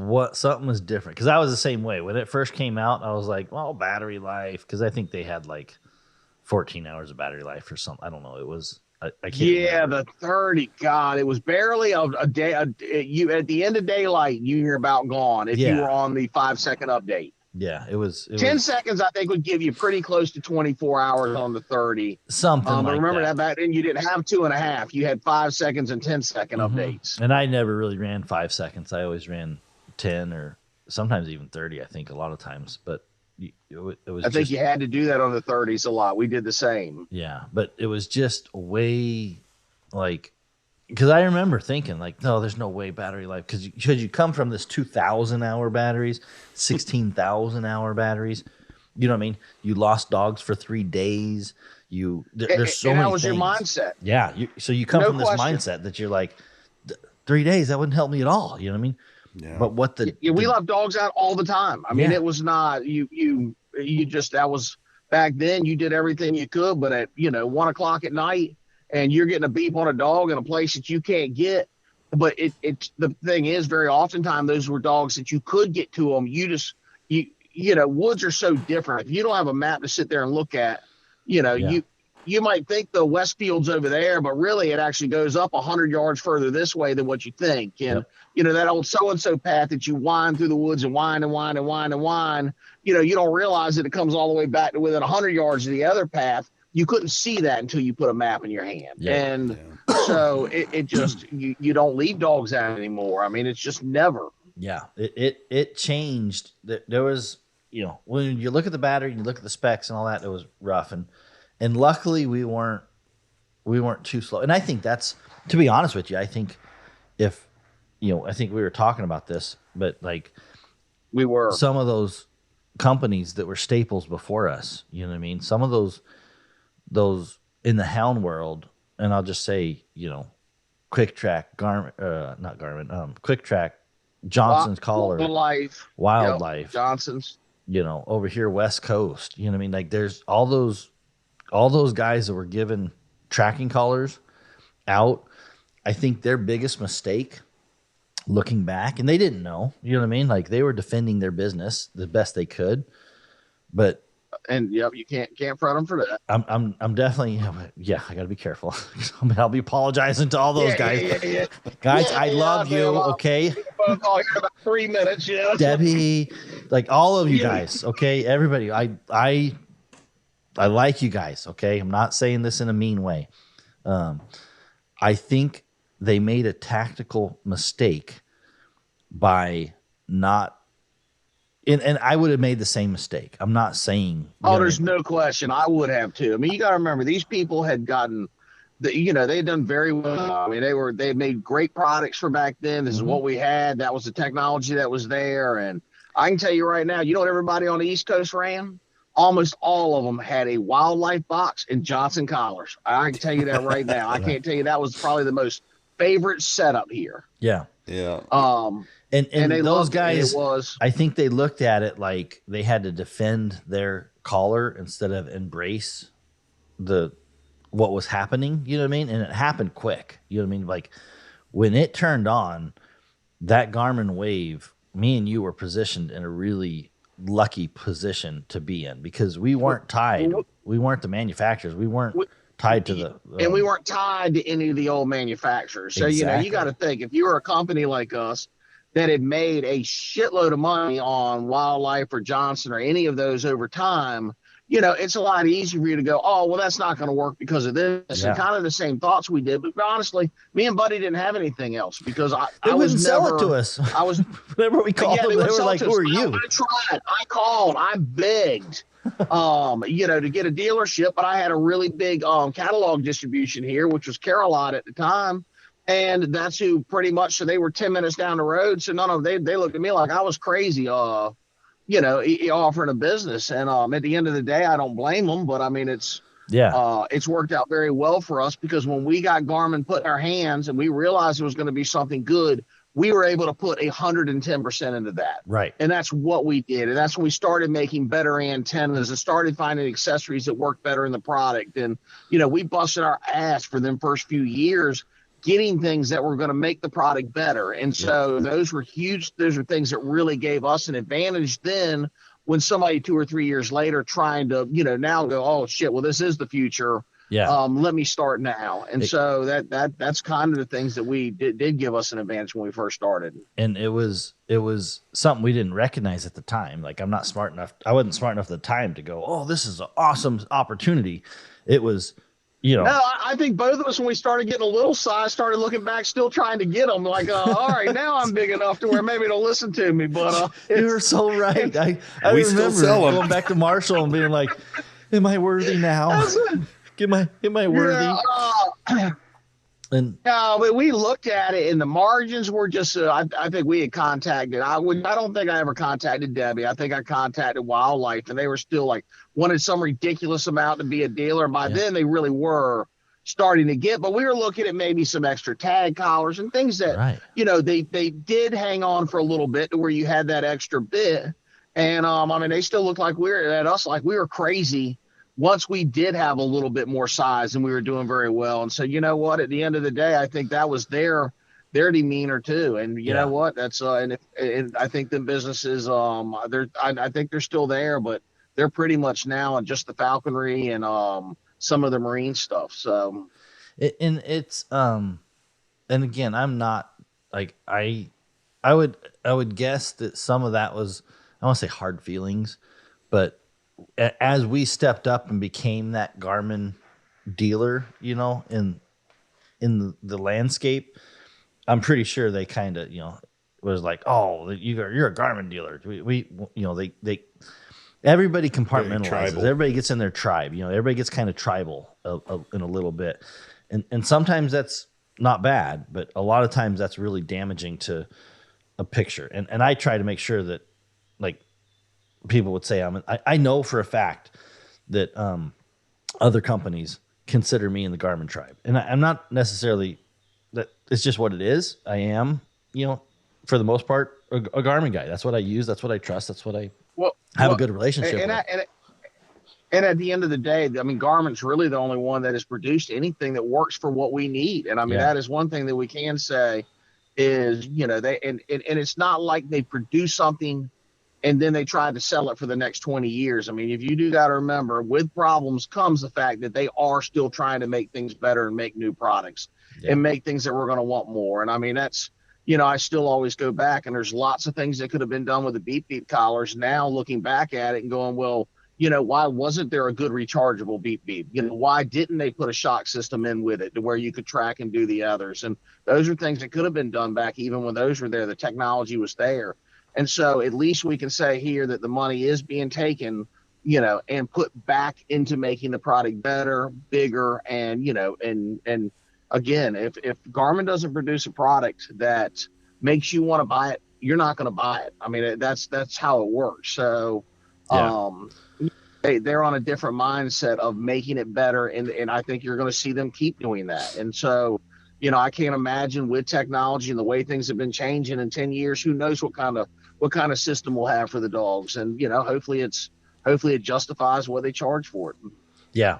And for me, as I look back at history, hang tight 1 second.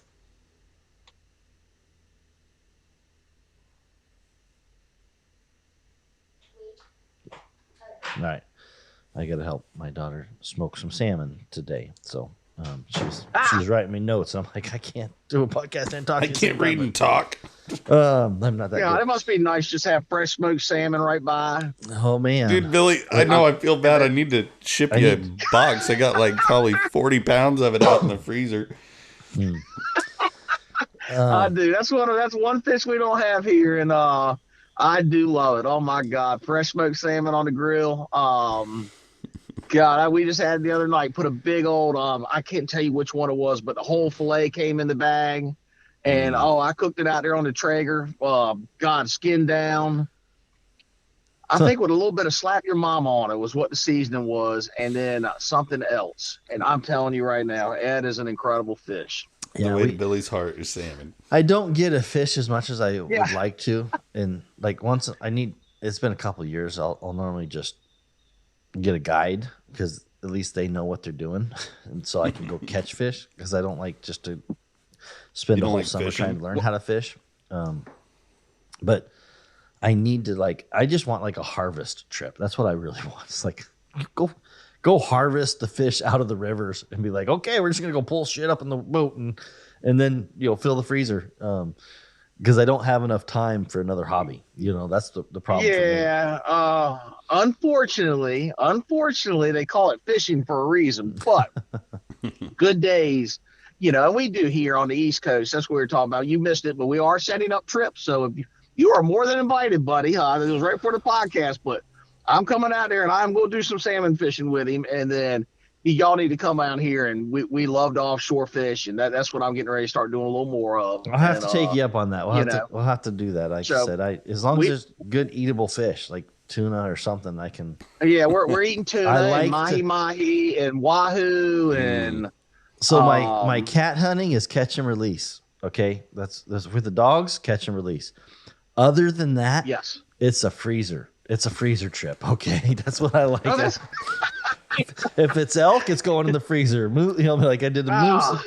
but fish. Yeah, y'all.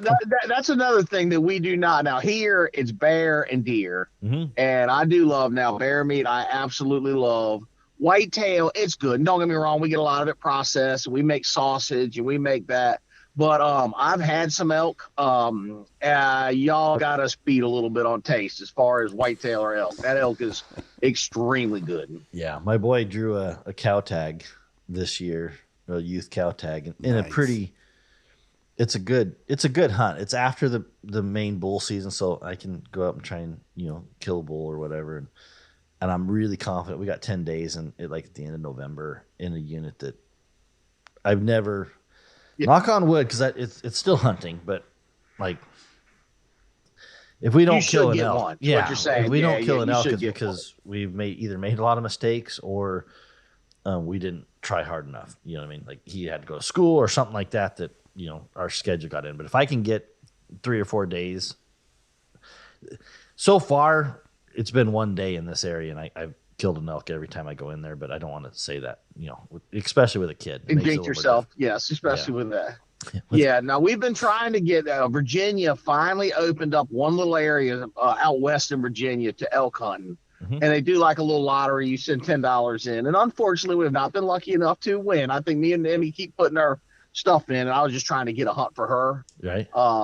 But I'm still hopeful for the future. But we don't have much. Virginia, once you get it way out there, but here again, it's pretty much we're whitetails. And now where I'm living right now is I'm pretty sure what they consider the #1 per acre black bear place in the country. Oh, really? Now we have bears. Oh, every day going home. Oh yeah, they come across the road. They'll be staying on the side of the field.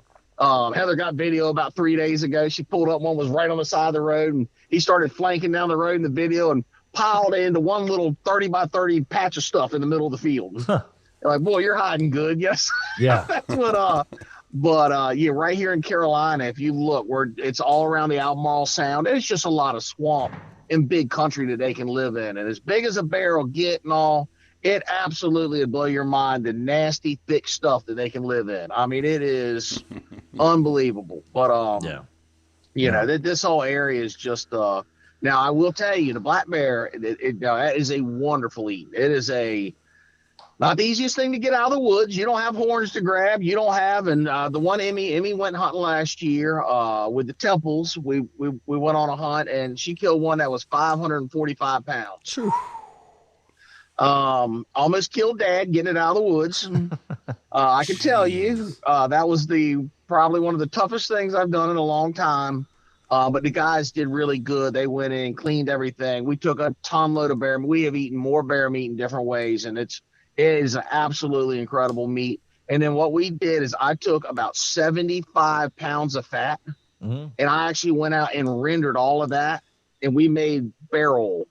And it ended up being about 5 gallons of bear oil. And I'm telling you right now, you talk about something incredible to cook with. It is really, really, it makes the best popcorn you've ever eaten. Yeah. But it's a lot of work. But it's one of those things that, we had read about it and wanted, and we just ended up canning them in mason jars after just to help seal them up. But if anybody ever does it, it's pretty wild. And we just got online and read how to do it, and kind of, it was so much I used my big steam pot, which I will not advise that, because it took me as long to clean the pot as it did to render all the bear meat or all the bear fat. Yeah. So, I just got back that's, from a bear hunt up in Canada a couple weeks ago. Part of the podcast we're not going to release was me and Jason just recapping that, which, Mike, my brother-in-law, he works with me. He ended up shooting a nice one. Okay. We didn't weigh it, but he ended up shooting 2. He shot a nice one, and then ended up getting a second one. And I had decided that I wasn't going to I wasn't really excited to shoot a bear. Like I was telling Jason on the Uh-huh. podcast that my first bear I killed when I was a kid, and I say a kid, but I was probably 18 or 19 or maybe 20, I don't know, somewhere in there. But before dogs, it was actually what kind of got me into the dogs was shooting that bear. But I didn't get it I field dressed it, but it was a nice warm day, and I shoved it up under a stump because I was afraid somebody was going to steal it when I went back to go get a truck and get quads to go get it out of the woods, and it went bone sour. And so I just had a really bad experience with my first bear. That meat got sour and went bone sour, and I learned a lot. So now I'm like super anxious about any elk or any animal. Basically, if I kill an animal, I'm really anxious about the meat and the care of the meat. I need to try No, bear meat again. and you should be. It's so Oh, good. I'm telling you, you need to. And it's and I think, and then you do hear some people say that, hey, the meat will taste a lot like what they're eating. But there's so many farm fields and everything around here. It's almost a sweet. You got to treat it. Most of the bear around here, now the tenderloin, we fry that up, and that's just as good. But most of it, you'll treat more like a roast. Really, So kind of think of it like that. You're going to treat it, so because it can be a little tougher, you're going to cook it down, but it makes some of the best. Oh my God, bear stew. That's probably one of my favorites. And that's where you'll actually take and put it in chunks, and we light fry it first. You'll batter it and light fry it. right? And then you'll put it in the pressure cooker and all your different vegetables. And so you cook it down, and there's something about frying it a little bit first, and it helps thicken up your gravy. It's oh my Lord. Yeah. You're making me hungry too. And I miss lunch on this podcast. So. Yeah, no kidding.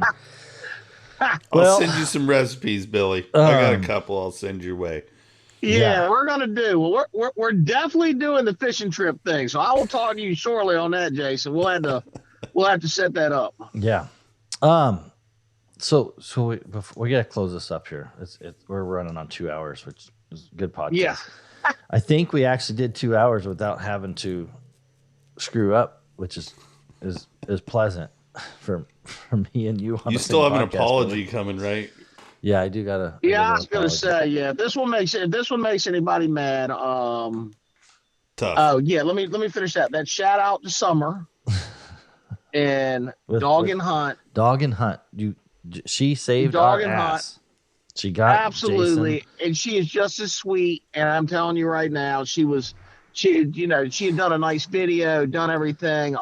They talking to her. They do take care of their customers. She's down in Arkansas. Yes. Anybody down there, please go check them out. They were absolutely, I'm telling you, she was so nice. And Yes. I called her because I seen her video and I'm like, gosh, and so when I told the story, and I mean this, like I called Summer yesterday, I think it was. I don't know what day today Yeah. was. And because I had heard that she was, I won't say upset with me or thought I was being mean, and that was not what my intention of that story was. When I called her, I called with my hat in my hand, and I think she was anxious, and so she was nervous. So when she talked to me in the first part of the conversation, when she answered, I was joking and I was having fun, but I was telling the truth. Like, I think she was anxious, and so I said, no, she sounded mean or whatever, and that's not what I meant. I meant, the better word would have been she sounded anxious, and she probably was. Anyways, me and Summer had a really good talk last Thursday, and at first she didn't have callers for me, and she did find a caller to send to Jason because I really told Jason that I would do my best to overnight him the first TT15 caller I could get my hands on. And since I couldn't get my hands on one from Garmin because of the mistake or whatever, I talked to Summer, and we joked, and we had a good time. And I really enjoyed my phone call with her, even though I know in the beginning it was like, it's just like me and Billy talking about our early days. You know what I mean? Like, if you don't get the context sometimes, you know what I mean? And that's what misses the boat, is if somebody hears me talking about Summer and my conversation with her, and they weren't a part of that conversation, and even I'll be honest, even from Summer, I guess Summer listening back to it, me talking about her when she's not in the room, it just sounds like I was being condescending, or I was, making fun of her, and that's not at all. I was making fun of the situation. The fact that And so, anyways, I want to say thank you. The reason Jason has a TT15 collar, for 25. everybody listening, the only reason, there is one person in the whole United States that Jason will never forget because he has a 15 collar, or not a 25. 15, a 25, and Summer was gracious enough to do that for us. And so, Dog and Hunt Supply, we got no hard feelings. If somebody needs one, I think I seen that she had some TT20s that she got in. If you know, like we did get some TT20s, but they're going to be all gone. Like I don't have any to sell. It looked like Summer might have had some. So if you're looking for that, like we don't have any hard feelings on that. It you know, that I want to be clear on that. So Summer, I'm sorry. And thank you. Luckily, I got to talk Well, to her. I'm before better at Buddy giving apologies yesterday. than Billy is. Okay. Oh yeah, like I said, I practice a lot with my wife. I don't give apologies well, but I will No. give shout outs and I will apologize if somebody misconceived something I said. Yeah. That I do not have a problem saying. I'm used to giving apologies, Billy. I got to give my wife apologies, and my wife, her standards are not. She's like, you don't mean that. I'm like, I really don't. Come mean back that. when you mean it. Exactly. I'm like, no, damn it, you're right. I really don't.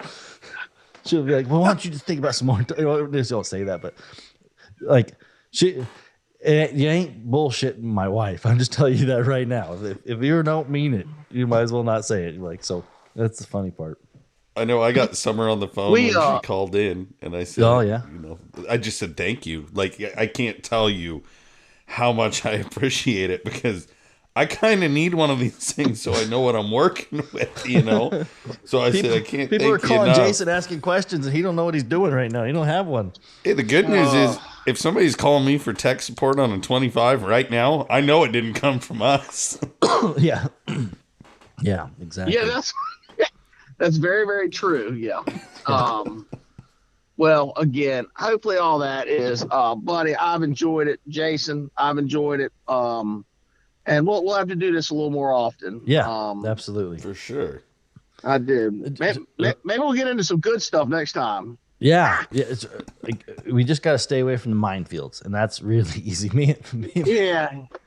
Yeah, it really wasn't intentional. Again, a lot of that is, it's just a lot of that's out of frustration, and I think everybody realizes that. But at the end of the day, we have to remember there's a lot of other people looking too, and so we're at the part we wanted to make sure and do this and make sure everybody knew where we were coming from the get go, and so anybody that's listening to this thing this long, we really appreciate it.